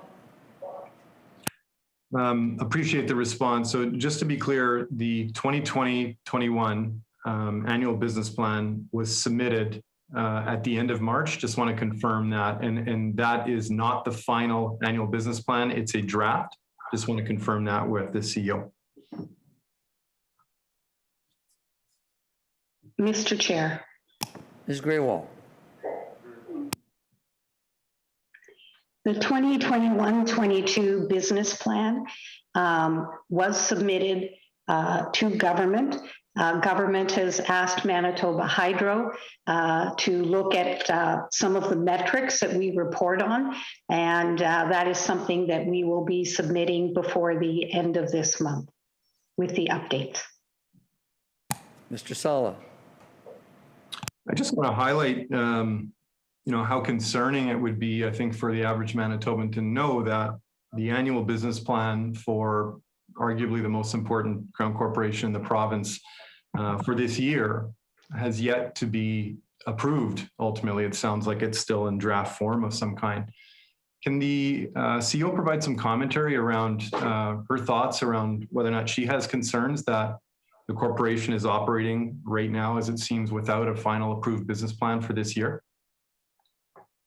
Mr. Chair. Ms. Graywall? The core of the annual business plan is supported. What we have been asked to do is to look at providing additional metrics that both the board and Crown Services will use to assess our performance relative to achieving what's in the business unit plan. Mr. Sala? Okay, going back to the 2020 annual business plan, has that report been finalized? So this is the previous year? Mr. Chair. Ms. Graywall? That business plan would have been at a time when we were initially, COVID had appeared on the horizon, and therefore it was difficult for us to assess how it was going to impact our business, and therefore we were not required to submit anything for that fiscal. Having said that, with for management, we did have a plan in terms of our core business, our core focus, our core operations, but it was not submitted as a formal plan to Crown Services. Mr. Sala? I'd just like to get clarity. The CEO mentioned that they were not required to submit one, and I just want to understand how that balances with the Crown Corporation's Governance and Accountability Act, which requires that Hydro produce an annual business plan that is finalized prior to the end of the fiscal. Again, just seeking some clarity around what she said there, which was that she was not required to provide an annual business plan for that 2020 fiscal. Mr. Chair. Ms. Graywall? We were in unprecedented circumstances. And our ability to actually understand and predict what would be happening in our business was more difficult, and as has been evidenced. We did have a business plan, but we did not submit it through the formal process. Our board did have the business plan. Mr. Sala? So there was no directive from government to support what was stated by the CEO that she was not required to submit an annual business plan? Mr. Chair. Ms. Graywall? That is correct. As I stated, we were all, as Manitobans, operating in very uncertain times, uncertain waters.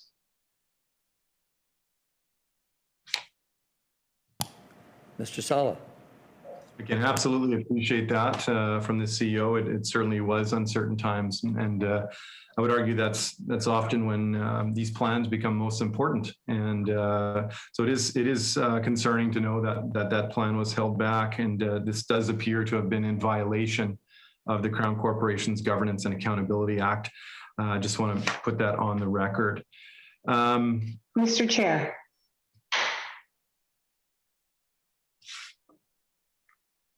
I am finished my response, Mr. Chair, so you can please go ahead and acknowledge the CEO. Thank you for that. Ms. Graywall? My apologies. I've just been corrected. We did submit the plan to Crown Services, but it was unaltered for COVID.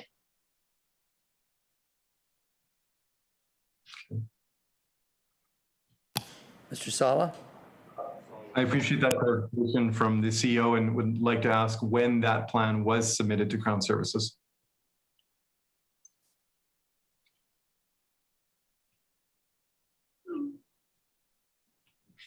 Mr. Chair.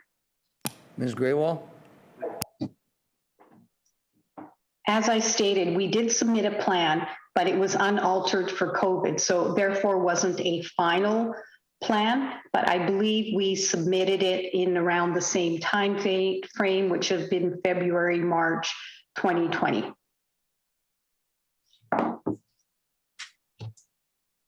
Mr. Sala? Would the CEO be able to endeavor to provide us with a copy of that annual business plan that never made it past the minister's office?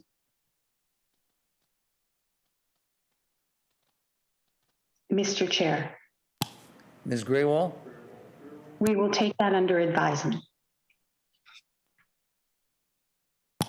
Mr. Sala? I'd just like to push a bit there just to ask, when the CEO comments that she's taking that under advisement, does that mean that she will be working to provide that to the committee?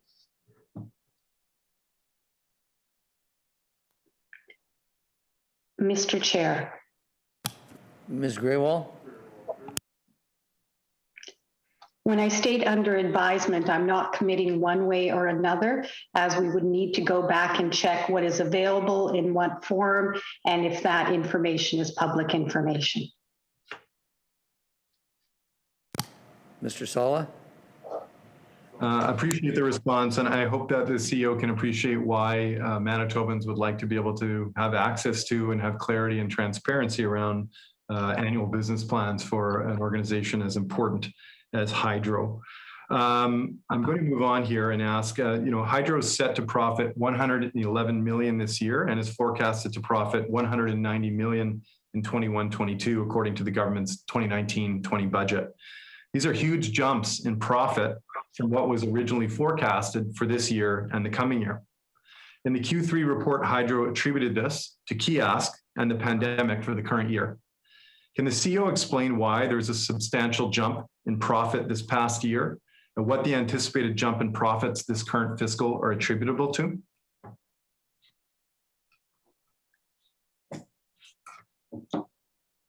Mr. Chair. Ms. Graywall? The financial forecast for Manitoba Hydro reflects positive net income of $111 million for a fiscal that will end March 31st, 2021. The increase here is primarily due to the delay in the in-service of the first generating unit at Kiosk.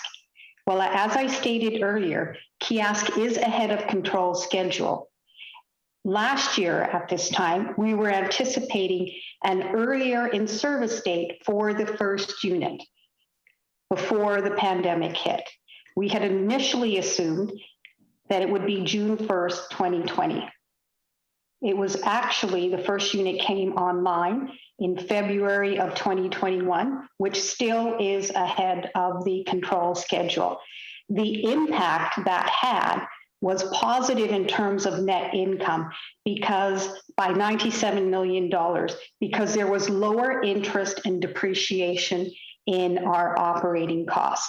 But I want to be clear, it's not that the $97 million in costs did not exist.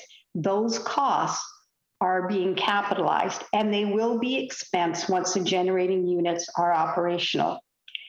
In addition to this positive impact of the $97 million from the delay in the first unit, there was also a $78 million decrease to our net income. And that was from the result of impacts of COVID-19, reduction in commercial and industrial usage that we equate to the pandemic, changes in spot market prices for surplus energy, as well as bill collections. Additionally, we placed debt earlier in the market, as early in the pandemic, early last summer, there were concerns about liquidity, so there were some carrying costs there. Those increases in costs, though, of $78 million were partially offset by $30 million in savings that were part of our pandemic response reduction measures. Mr. Sala? The 2021-2022 fiscal, the profit is set to jump to 190 million. Can the CEO just clarify whether or not the same causes are attributable to that significant jump for the following fiscal, or help to explain why we see an even further jump in expected profits for that fiscal. Mr. Chair. Ms. Graywall?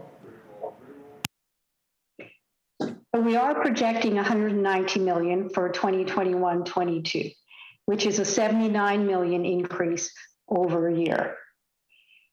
But I want to highlight and remind Mr. Sala of the variability that we have in our net income, because these numbers can change and they do fluctuate significantly and are dependent on weather and water.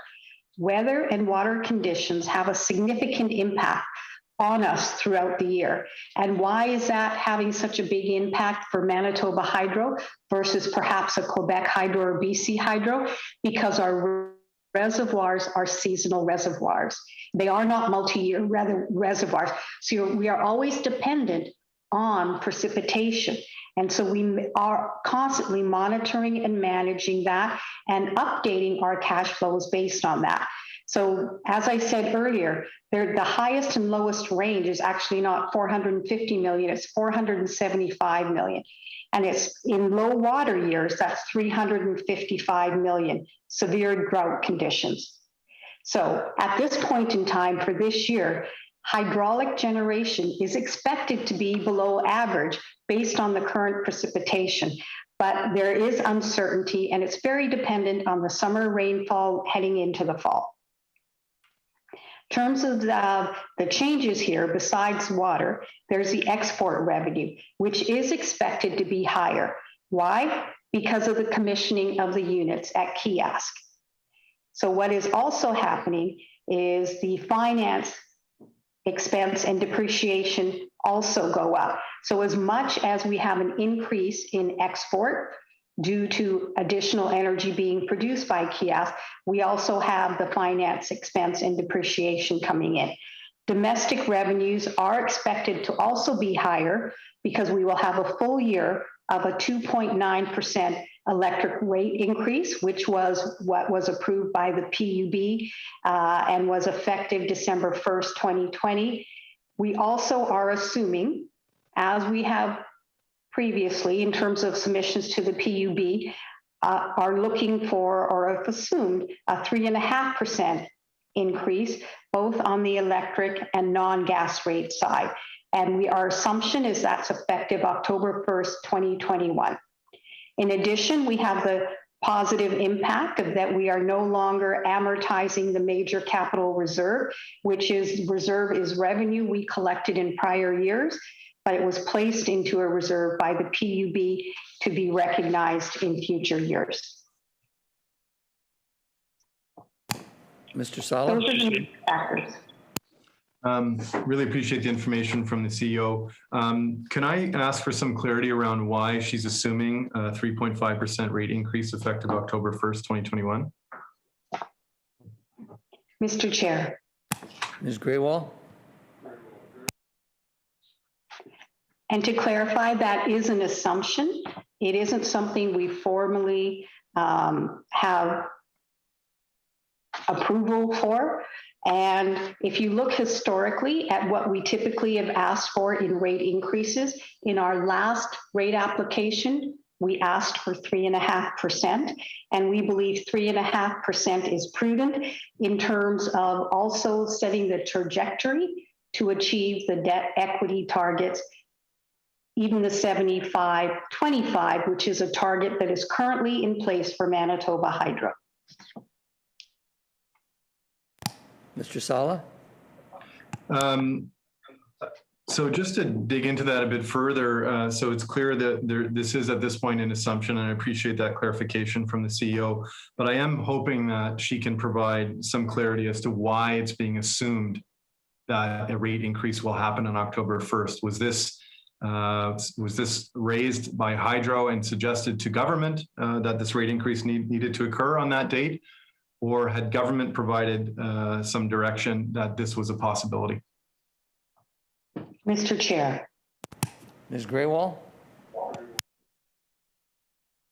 As Manitoba Hydro, whenever we are preparing forecasts and budgets, we make assumptions on future rate increases. When we enter and submit a 5-year GRA, all Manitobans will have certainty on what rate increases will look like over a 5-year period. And we know from our customers, particularly our major industrial customers, that that is very important for them from a budgeting process perspective. In terms of for Manitoba Hydro, the 3.5% is something that management determined through our analysis that a 3.5% rate increase effective October 2021 is important. This is something that was submitted to Treasury Board in August of 2020 when we were doing our initial forecast. But it, again, as I said, it is assumption that Manitoba Hydro management believes is the rate increase required to set the trajectory to achieve the current 75-25 debt equity target that we are to reach. Mr. Sala? I thank the CEO for that information. The CEO alluded to the fact that analysis had been done which spoke to the need for a 3.5% rate increase, or why that would be of benefit in helping the corporation to achieve that debt to equity target. Could that information be provided to the committee? Mr. Chair. Ms. Graywall? We will take that under advisement.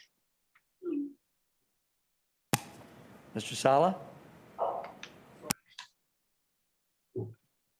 You know, it's very it's unclear to me how it's possible that Manitoba Hydro is in a position to determine, you know, this needed rate increase and to perform this analysis, but is unwilling to provide the Public Utilities Board with an opportunity to provide independent verification of the need for the said rate increase, especially given the impacts on Manitobans.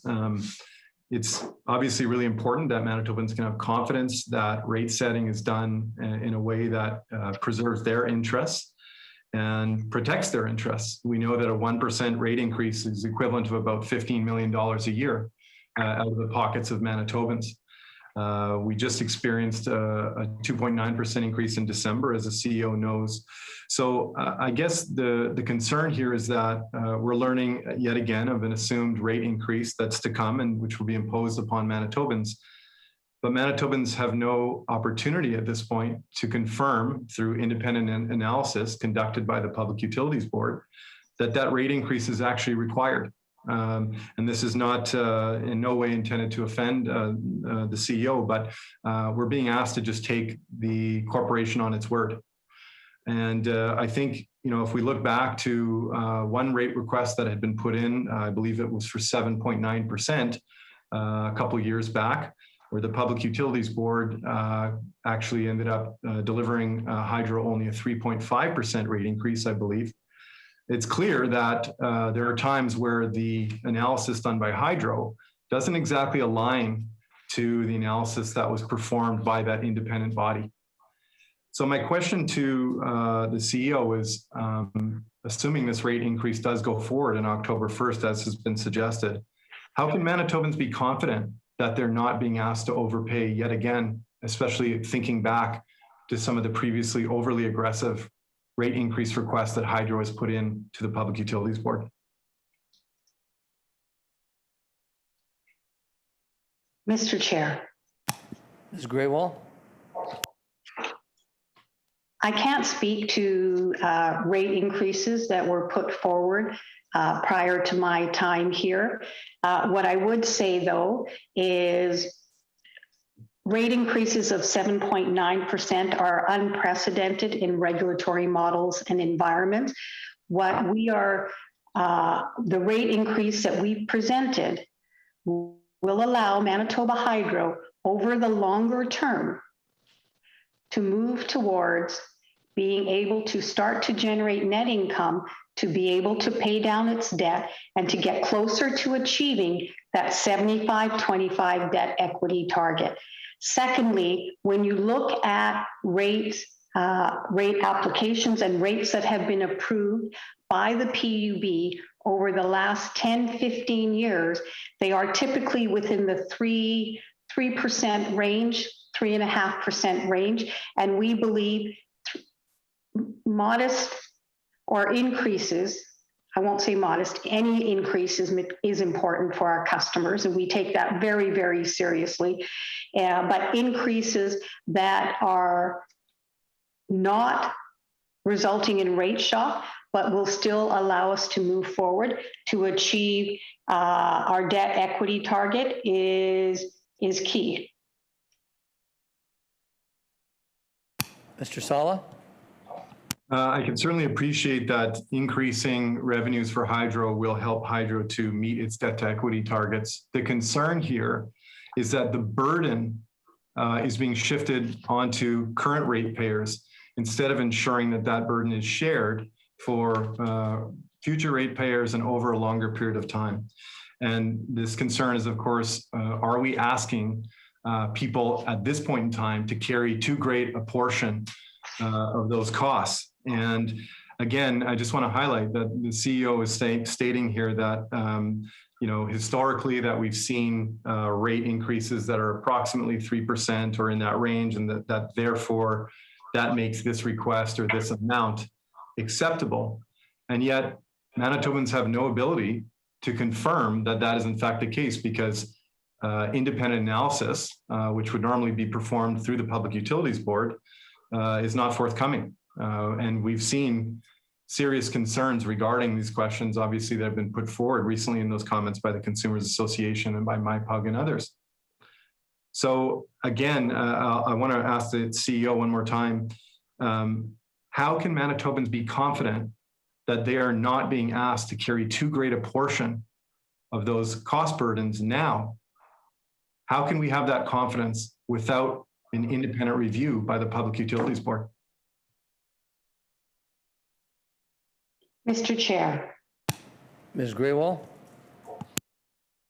As I pointed out earlier, Manitoba Hydro's debt is going to peak once all kiosk units come into service at $25 billion.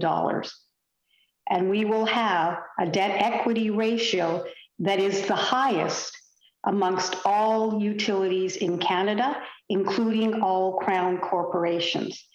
Secondly, the debt servicing costs that will be hitting our income statement are going to peak at approximately $1.1 billion.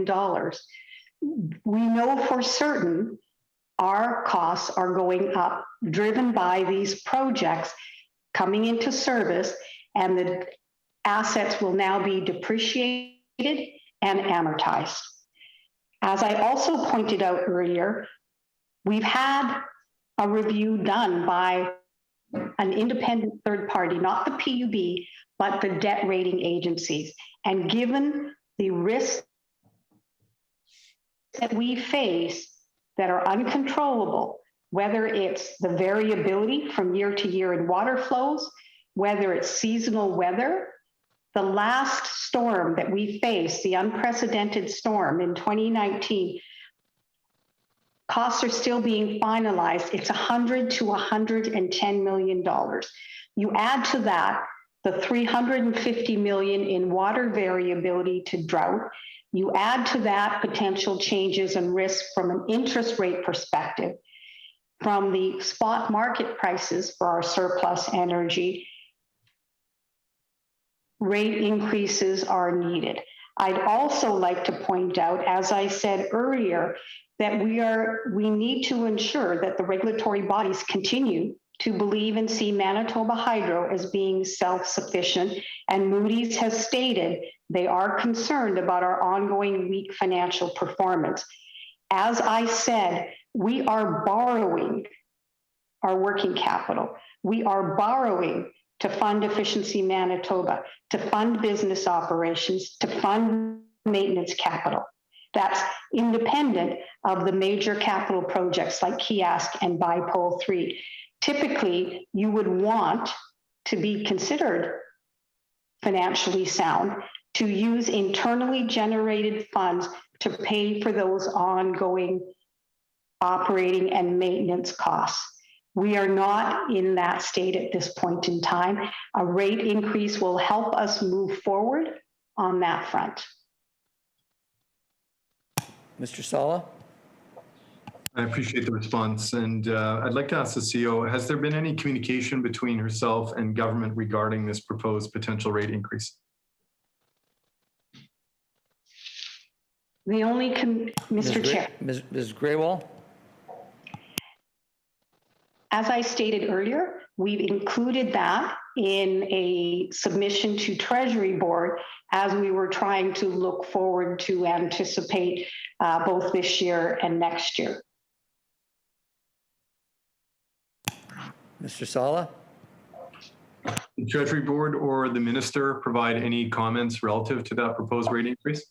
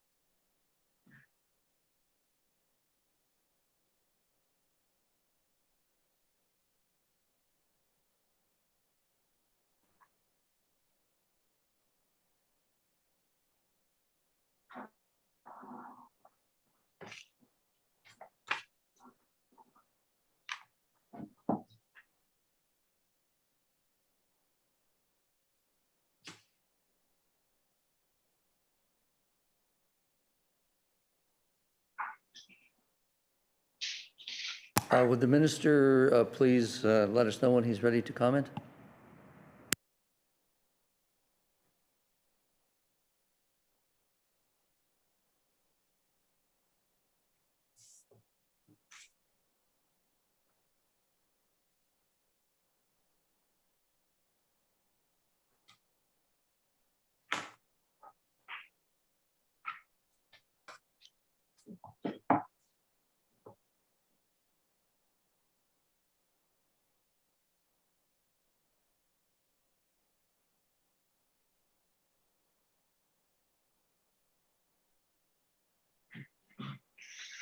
Mr. Wharton?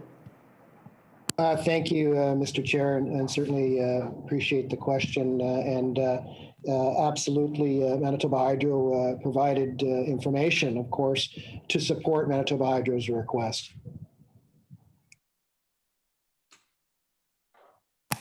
Mr. Sala?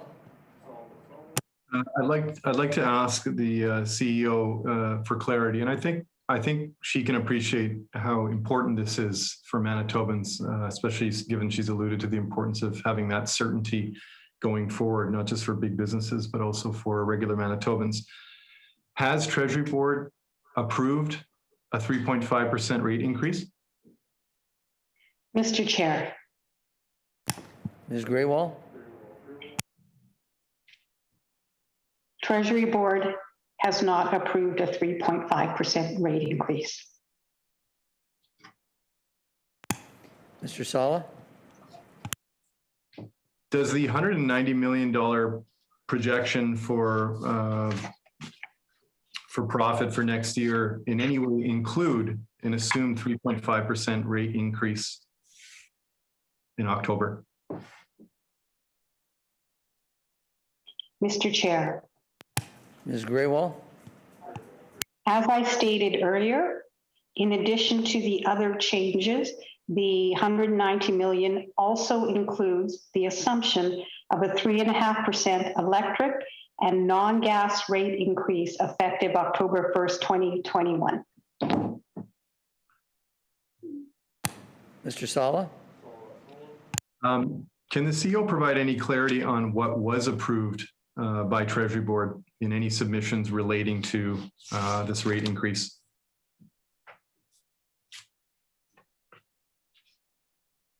Mr. Chair, Ms. Graywall? as I stated, nothing has been approved by government in terms of our projected 190 million net income for coming fiscal. Mr. Sala?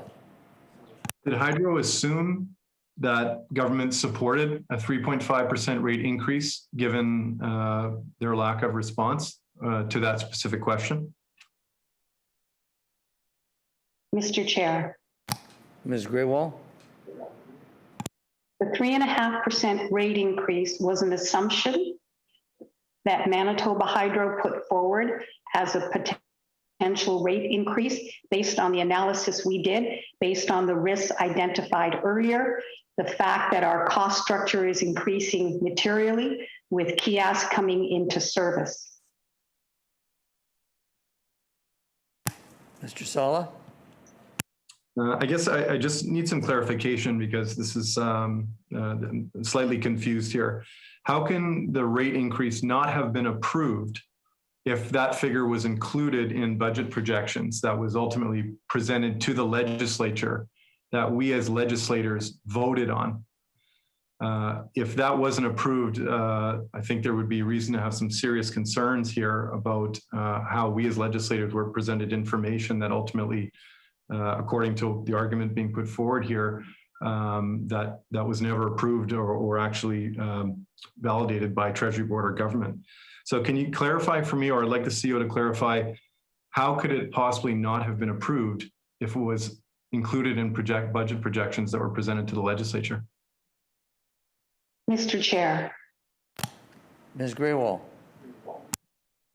what was presented to Treasury Board for formal approval was only for the current fiscal that we are in. We did not ask, nor was part of the process for Treasury Board to approve budgets and forecasts for the coming fiscal, which are still being worked on at this time. It was an assumption made by Manitoba Hydro, but we submitted formally approval solely for, as per the processes in place, the current fiscal that we are in.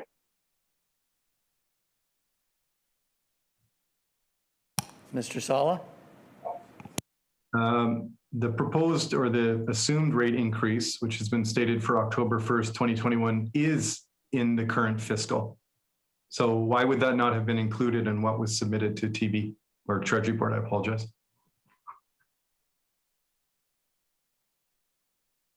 Mr. Chair, Ms. Graywall?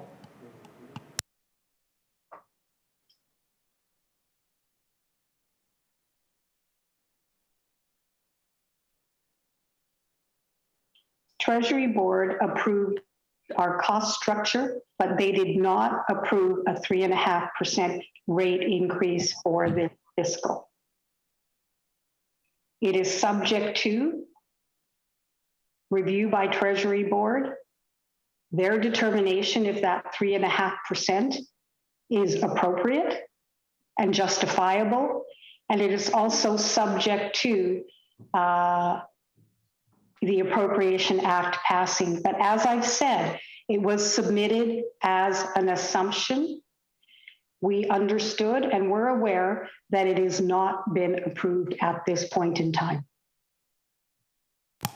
Mr. Sala?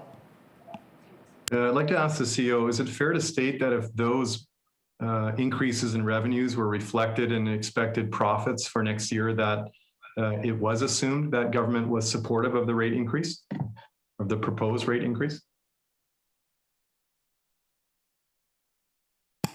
Mr. Wharton? Thank you, Mr. Chair. And the last hour and 10 minutes, there's been a lot of assumptions being thrown out by the member from St. James. I think we know that there are no assumptions in navigating change and challenges with action in Manitoba Hydro-Electric Board's 69th annual report for March 31st, 2020. I would assume that at some point this morning, the member from St. James will move to the report at hand that we have allotted 2 hours and 50 minutes to discuss to move forward with Manitoba Hydro's March 31, 2020 report. Certainly, I would love to indulge the fact that the reasons why Manitoba Hydro are having the challenges that the CEO have related to in the last hour and a half to 2 hours. And I certainly hope to have the opportunity to do that with a number of roll the dice scenarios that the former government and this member particularly wants to continue on with respect to the status quo. So I would expect the committee would appreciate, and Manitobans would appreciate, to understand the Electric Board's 69th annual report for the year ending March 31st, 2020. I would expect the member from St. James to move forward with that process, as we are running a little short on time, and Manitobans certainly deserve to understand what's in the March 31st, 2020 report. Mr. Sala? I appreciate the minister would much prefer us to be doing a line by line of the report and its detailed financials, but I'm also sure that he can appreciate why Manitobans would be very interested to know that his government was apparently aware of a proposed 3.5% rate increase that is forthcoming and that has been baked into budgetary forecasts by his government.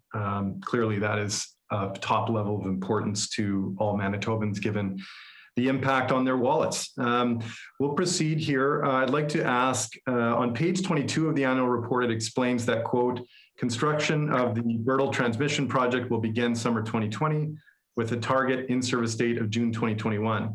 By 2022, Manitoba Hydro will be exporting up to 315 megawatts of electricity to Sask Power, end quote. The line was completed ahead of schedule in March of 2021. Have exports started to flow to Saskatchewan? And what is the total value of the firm export contracts relating to that?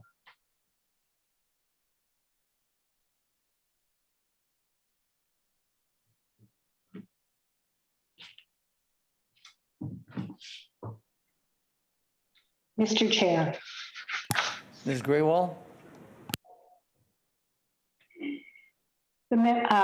Mr. Sala is correct that the Mr. Sala is correct that Birtle was completed 2 months in advance of the committed in-service date of June 1st, 2021. And the project came in under the approved control budget of $69.3 million at $55 million. In addition, we were able to secure federal funding for the project under the Investing in Canada Infrastructure Program. In terms of the power that will be flowing, we have 2 agreements with Sask Power. There was an initial agreement for 100 megawatts, and then there was a second agreement that was that we made public when we signed the term sheet, I believe in August or in 2018. So this line will allow us to fulfill our power purchase agreements with Sask Power, and that will start in 2022 in terms of energy flowing through the Birtle line to Sask Power, with total exports to Sask Power being up to 350 megawatts.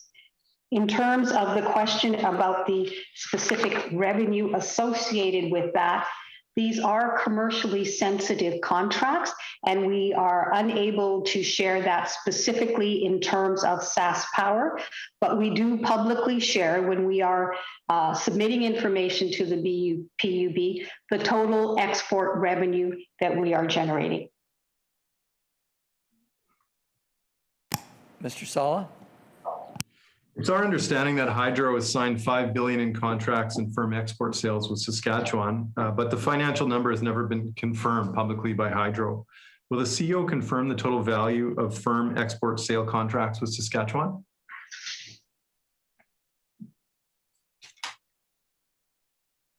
Mr. Chair. Ms. Graywall? As I've stated previously, the two things. Firstly, there will be $5 billion in energy sales to Saskatchewan, but those energy sales occur over a full 30 years, and it's from 2 contracts. Secondly, I'd like to remind those here today that this is revenue. It is not profit. It's extra provincial sales revenue that helps pay for the cost we've incurred to build a facility that was designed primarily to serve Manitobans. But until that energy is needed in Manitoba, this revenue is used to cover debt servicing costs, transmission costs, amortization costs, and it allows us to keep rates in Manitoba lower than they would otherwise be. Mr. Sala? I'd like to ask the CEO why the total value of firm export sale contracts with Saskatchewan wasn't revealed to the public. We know that in the past, the total value of export sale contracts has always been released by Hydro. But why was this financial information not given to Manitobans? Mr. Chair. Ms. Graywall? I want to be clear and remind those here that we issued a news release October 29th, 2018, when we signed the term sheet, which was the basis for this power sale. So it was made public, as well as power sale agreements have been on our website for several years. And we report the revenue in our on extra provincial sales, both in our quarterly and our annual reports. Mr. Sala? An internal hydro source stated in the Winnipeg Free Press on March 23rd, 21, that, quote, the utility always wanted to make the announcement. This was huge news for us, but we knew it was not consistent with the current government's attempts to make the previous government look bad over the construction of Kiosk and Bipole. You can only assume the Saskatchewan power sale was deliberately covered up because it didn't serve their political purposes, end quote. I'm wondering if Ms. Grewal could explain what she thinks about the statement from an internal source. Mr. Chair. Ms. Graywall? I can't comment in terms of the internal source, but what I can clarify and confirm is that we were never directed by any party or government to withhold any information on these contracts and sales. As I said, they are made public on our website, as well as we did issue a news release in October of 2018 to announce the term sheet for this sale that it had been signed.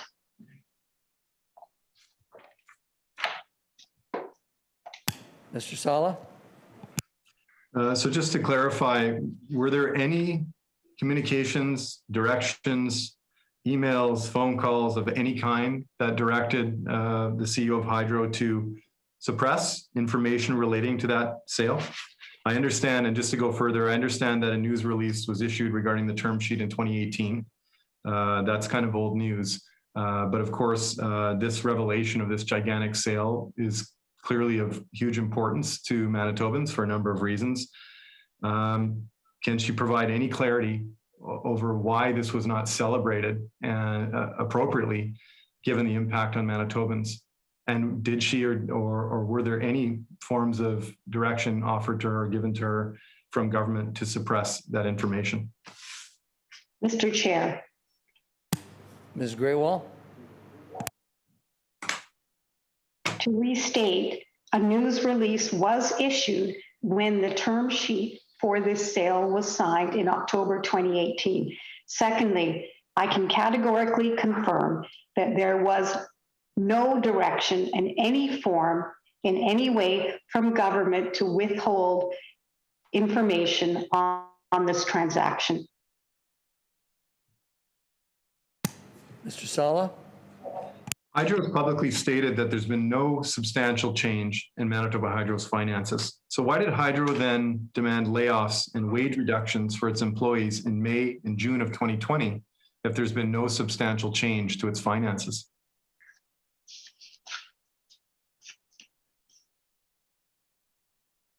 Mr. Chair.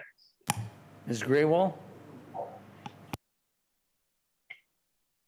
A year ago, we were facing unprecedented times, and we knew that there would be impacts, as I've shared earlier, of the pandemic on Manitoba Hydro, from a revenue perspective, as well as increased costs associated with managing the pandemic.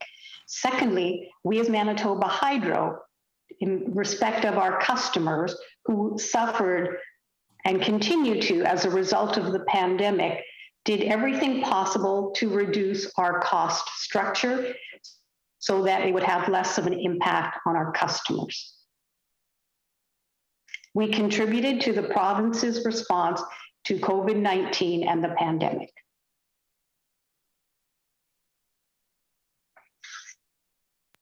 Mr. Sala? How does that square? I'd like to ask the CEO how that squares with the increase in profits that we've seen from budget. I understand that there was a lot of uncertainty a year ago. This is absolutely the case, but at that time, just to confirm, the CEO states that we did face this uncertainty and that there was a desire to reduce costs in sort of preparation or in anticipation of potentially a challenging year. I just want to clarify, at that point when those decisions were made, there was no awareness or no sense of ultimately this potential increase in profits from the budget that had been put forward last year? Mr. Chair. Ms. Graywall? As I stated previously, a primary driver behind our profit increasing to 111 million this past year was the delay of the in-service of the first generating unit at Kiosk. It was assumed that that would have come in service June 1st, 2020, which would have resulted in $97 million of costs, interest and depreciation, hitting our income statement. The unit did not come online until February 21, 2021. That was the primary driver for the increase in our profitability. And as I pointed out earlier, the 97 million in costs did not disappear. They are continuing to be capitalized, and those costs will be expensed once the generating units are operational. Mr. Sala? Hydro's publicly stated that there's been no substantial change in Manitoba Hydro's finances. But why did Hydro then demand that IBEW workers be held to the unconstitutional provisions of Bill 28, which was the 2 years of zeros, if there was no substantial change?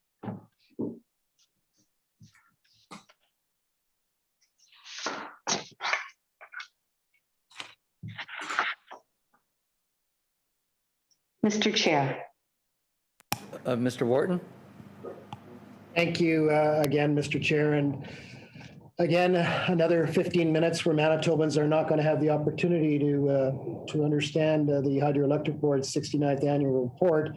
The member, I suggest the member and the committee would probably respect the fact that we should at least spend the last 20 minutes trying to share with Manitobans some of the good things and some of the challenges that Manitoba Hydro continue to navigate with changes as they go forward with respect to March 31st, 2020.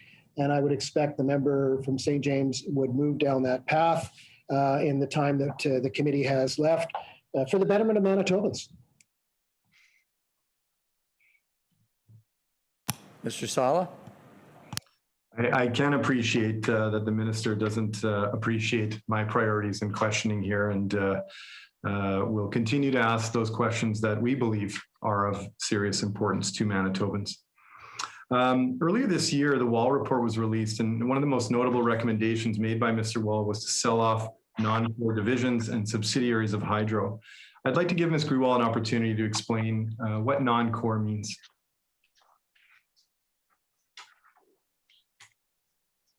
Mr. Chair. Ms. Grewal?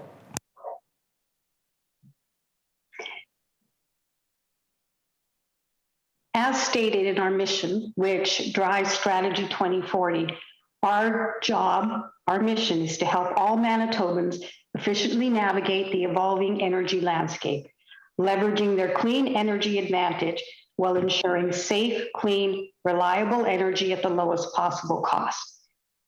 That includes ensuring a reliable supply of renewable electricity and clean burning natural gas. Anything that contributes to this mission is a core part of our business and a core asset. Other components of our business, even if they continue to provide value to the business, would be considered non-core. Mr. Sala? I do appreciate that explanation, and that was quite clear. And so I'd like to just follow up and ask the CEO, what are some examples of what might be considered non-core using the definition that was just provided? Mr. Chair. Ms. Grewal? The two assets that Manitoba Hydro has considered non-core are firstly our 40% stake in Teshmont, which was a consulting company that we've already talked about that was a private sector entity. And secondly, Manitoba Hydro International Utilities Consulting, which is part of Manitoba Hydro International, which consults in international markets where the market conditions are changing and we were becoming less and less competitive. And therefore, we will be unwinding that over the coming years where there are 12 employees. That being said, those 12 employees will be offered employment within Manitoba Hydro, where we have a 300 vacancies, typical average turnover, where they'll have the opportunity as these consulting contracts in place wind down to look for other opportunities within the Manitoba Hydro Company. Mr. Sala? Does Manitoba Hydro consider Centra Gas as a non-core division? Mr. Chair. Ms. Grewal? Centra Gas always has been and will continue to be core to Manitoba Hydro's business in serving Manitobans with clean, reliable electricity and gas. Mr. Sala? Is Manitoba Hydro Telecom considered non-core? Mr. Chair. Ms. Grewal? The Manitoba Hydro Telecom model is shifting as a result of the Rural Broadband RFP.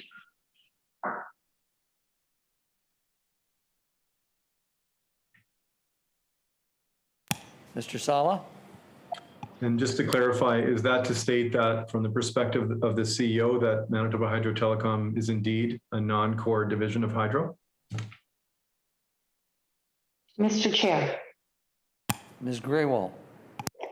That is not what I stated. That is incorrect. Mr. Sala?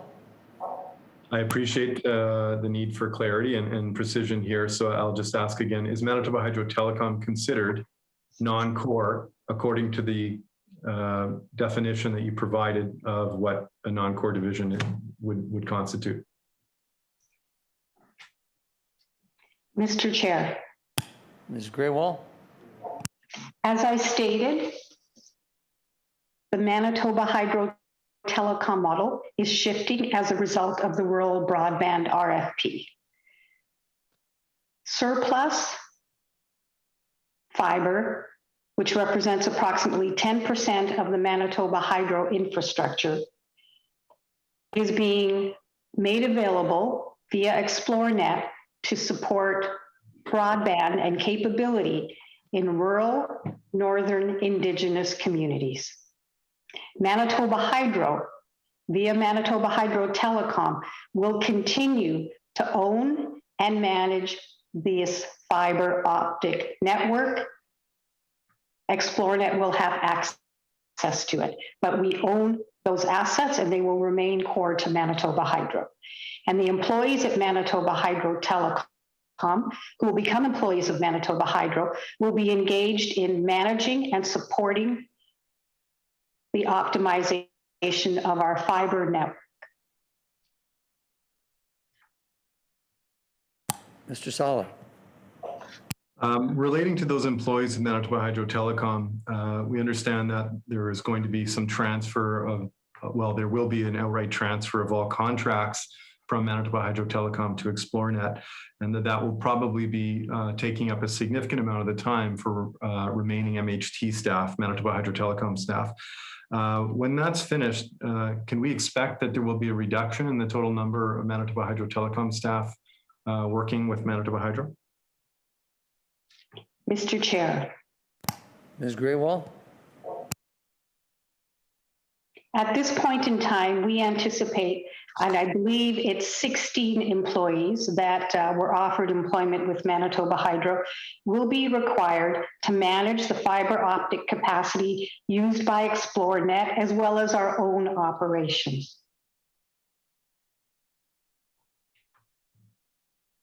Mr. Sala. Relating to MHI, it's my understanding that in addition to the strategic review that had been conducted and that had been contracted by Hydroexecutive, that there was another strategic review that had been contracted by the employees of MHI. That strategic review was conducted by Shauna Pachal with input from Grant Thornton Consultants. So I'm hoping that the CEO can confirm whether or not she was aware of the existence of this other strategic review.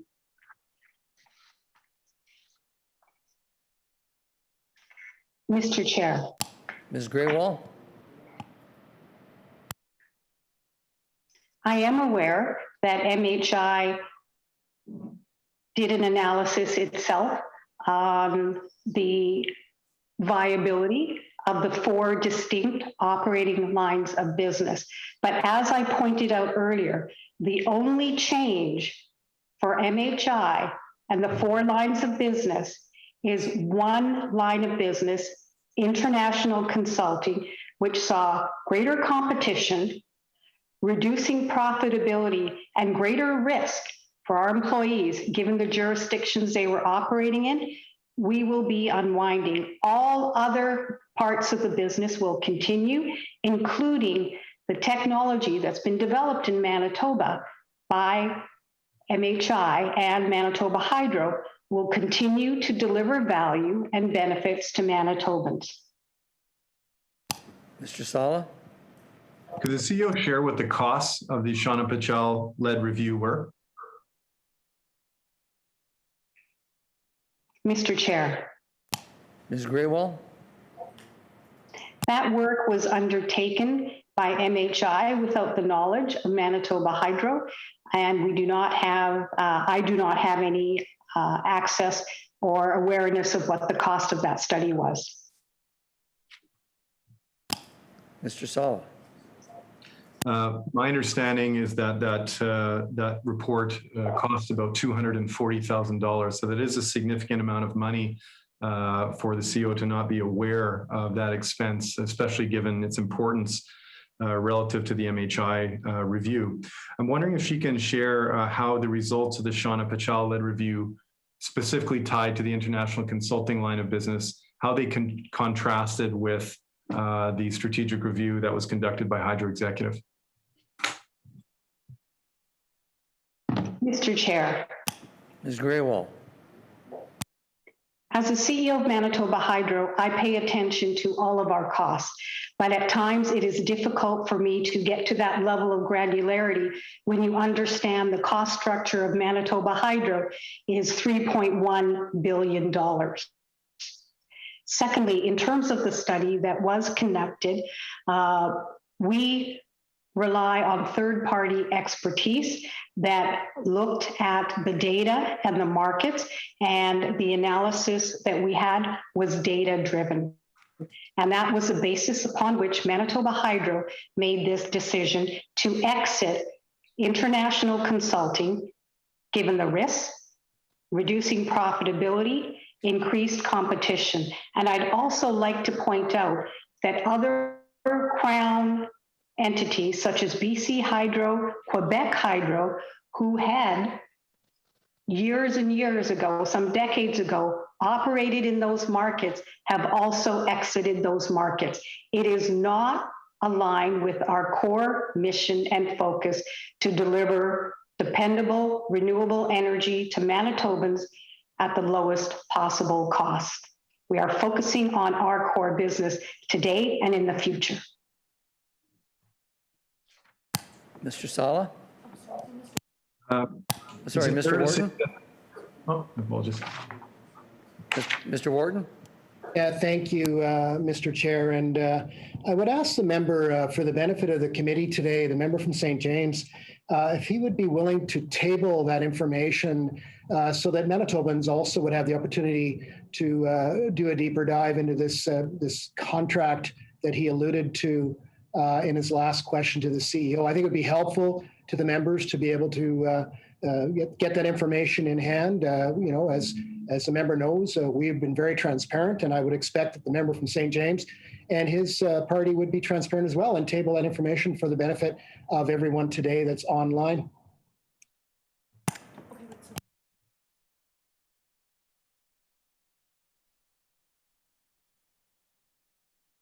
Waiting to be recognized, Mr. Chair.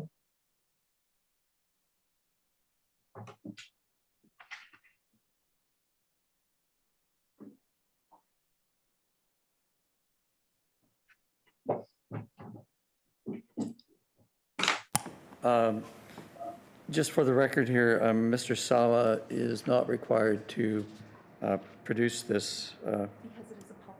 It is a public document, so it is available, but it is up to Mr. Sala if he would like to produce this. Mr. Sala?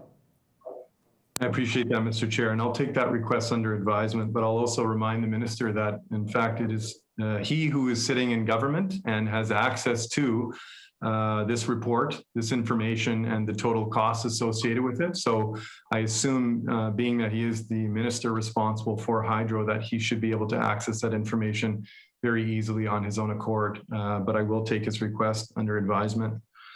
I'm going to move on to questions here regarding broadband. I'd like to ask, so who will be the point of contact for third-party service providers who will utilize the fiber? And will that be Xplornet, or will that be Manitoba Hydro Telecom, or I guess Hydro? Mr. Chair. Ms. Graywall?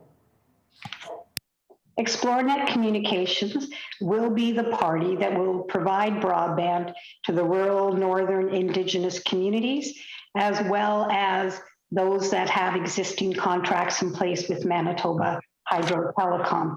Manitoba Hydro-Telecom employees, who will become Manitoba Hydro employees, will support that interaction for Xplornet in terms of access to the network, the fiber optic network, and any requests that come on how they will access the network. Mr. Sala?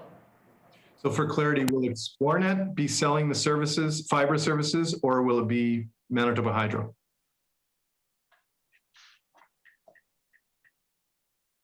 Mr. Chair. Ms. Graywall? For clarity, it will be Xplornet. Mr. Sala?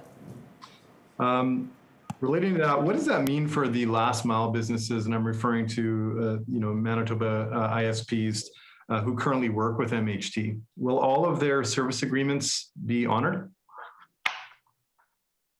Mr. Chair. Ms. Graywall? I can confirm that all existing service agreements where MHT was the party will be honored by Xplornet. Mr. Sala? Will Xplornet have the ability to choose who they work with, or will that be up to Manitoba Hydro? Mr. Chair. Ms. Graywall? Manitoba Hydro will continue to own and manage the fiber optic network. ExploreNet will be the party that will build out the broadband in the rural, northern, and Indigenous communities, and they will be the party that will be working with all entities and organizations who are looking for service in those areas. Mr. Sala? What protections will be in place for last mile service providers if they have to purchase from ExploreNet in terms of quality of service and price protections?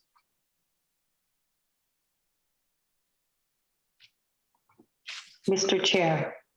Ms. Graywall? I am not at the table, and therefore I can't respond to what is being put in place in the contract that is being drafted with government and ExploreNet. But I am assuming there would be provisions of that nature, which is typical in any commercial transaction of this type. Mr. Sala? The stop sell order has greatly hindered the last mile service providers' ability to provide communities with much needed internet. When will services begin to be sold again? We understand that as a result of the stop sell that was imposed on Manitoba Hydro-Telecom, that there are many, many northern communities and in fact, other organizations that have had their service delayed as a result of that stop sell. So this is, I think, a really important question. When can we expect services to begin to be sold again? Mr. Chair. Ms. Graywall? The reason why we provided and issued a stop sell order was to ensure transparency while the provincial RFP for rural broadband proceeded. There are a total of 170 new customer requests that did come in since August 25th, 2020. And those MHT is now looking to work with those providers and ExploreNet to provide a smooth transition so they can engage with ExploreNet for the services that they're looking for in terms of the fiber optic network. Mr. Sala? It's obviously incredibly important that we help Manitobans to connect to broadband and especially in the world that we're increasingly heading into. And we know that there's a massive digital divide in a number of northern communities, especially our Indigenous communities here in the province. My question to Ms. Grewal is, why was it assumed that Manitoba Hydro-Telecom was not able to effectively provide that connectivity? Were there concerns about their business performance? Were there concerns about business risk? Why was it assumed that Manitoba Hydro-Telecom, as a publicly owned subsidiary of Hydro, whose profits go back to us as ratepayers, why was it assumed that they were not able to deliver on that need for Manitobans? Mr. Chair. Ms. Graywall? We were asked by government to support this initiative to improve broadband service and connectivity to northern, rural, and Indigenous communities. And we see it as very positive. In terms of specifically about MHT, I've already spoken earlier to the leverage that Manitoba Hydro will face upon the completion of key tasks. In order to provide this kind of connectivity and capability would have additionally required that Manitoba Hydro, through MHT, invest material capital.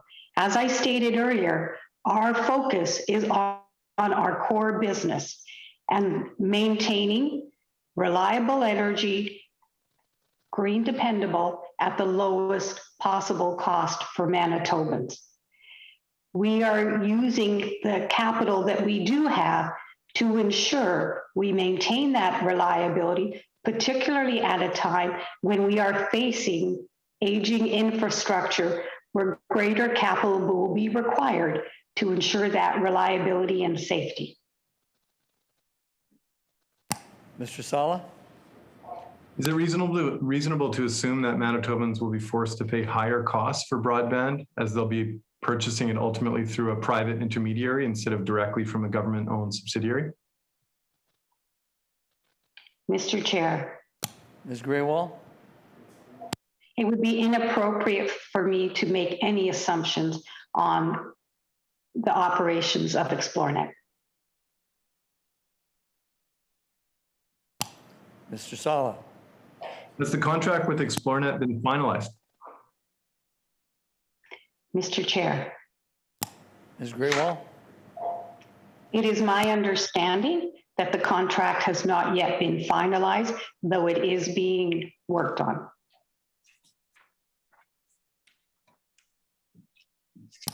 Mr. Sala?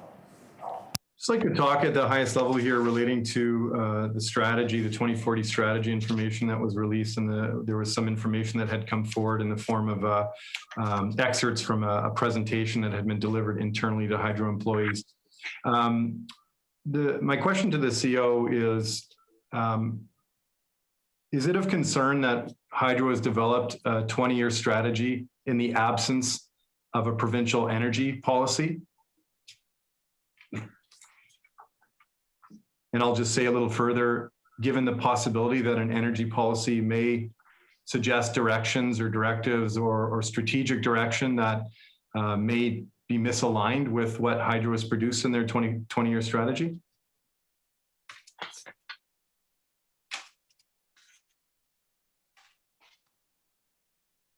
Mr. Chair, Ms. Graywall?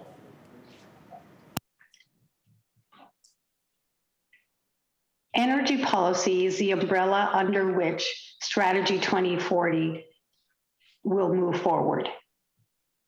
We consulted with government as a stakeholder in the development of Strategy 2040, and they had input into the strategy as we developed it.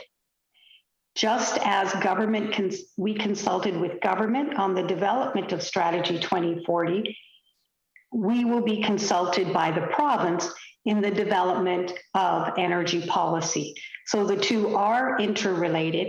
And I would like to point out is though our board has approved the Strategy 2040, we've not formally taken it yet to government for approval as government is proceeding to think through energy policy. So it can still be adjusted, though Strategy 2040 has been built through broad stakeholder consultation, through a very thorough analysis of the evolving energy landscape, through a development that identified where the opportunities were, as well as the threats, and a robust strategy that's based around the 5 pillars. We are at this time continuing to develop the initiatives that would need to be in place for us to successfully execute on it.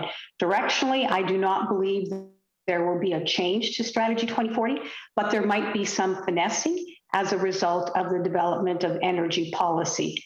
Having said that, the key bodies of work that we are undertaking are ones that will not change. And for example, I'll refer back to the integrated resource plan.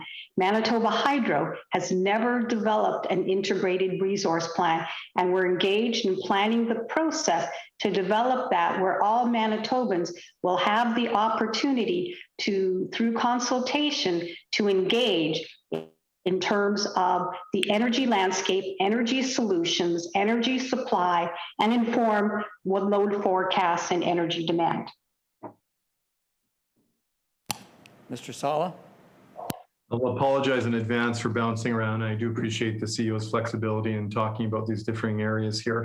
I'd like to talk a bit about the strike. And during the strike, we had several... As per our previous agreement by committee, the hour being 11:50, I will now put the question on the report. Mr. Chair? Mr. Sala? 11:55 was the agreed upon time.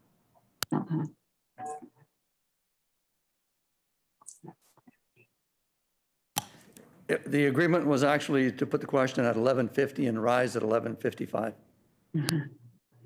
Okay. I apologize. I will now put the question. Shall the annual report of the Manitoba Hydro-Electric Board for the fiscal year ending March 31st, 2020 pass? Pass. Pass. The report is accordingly passed.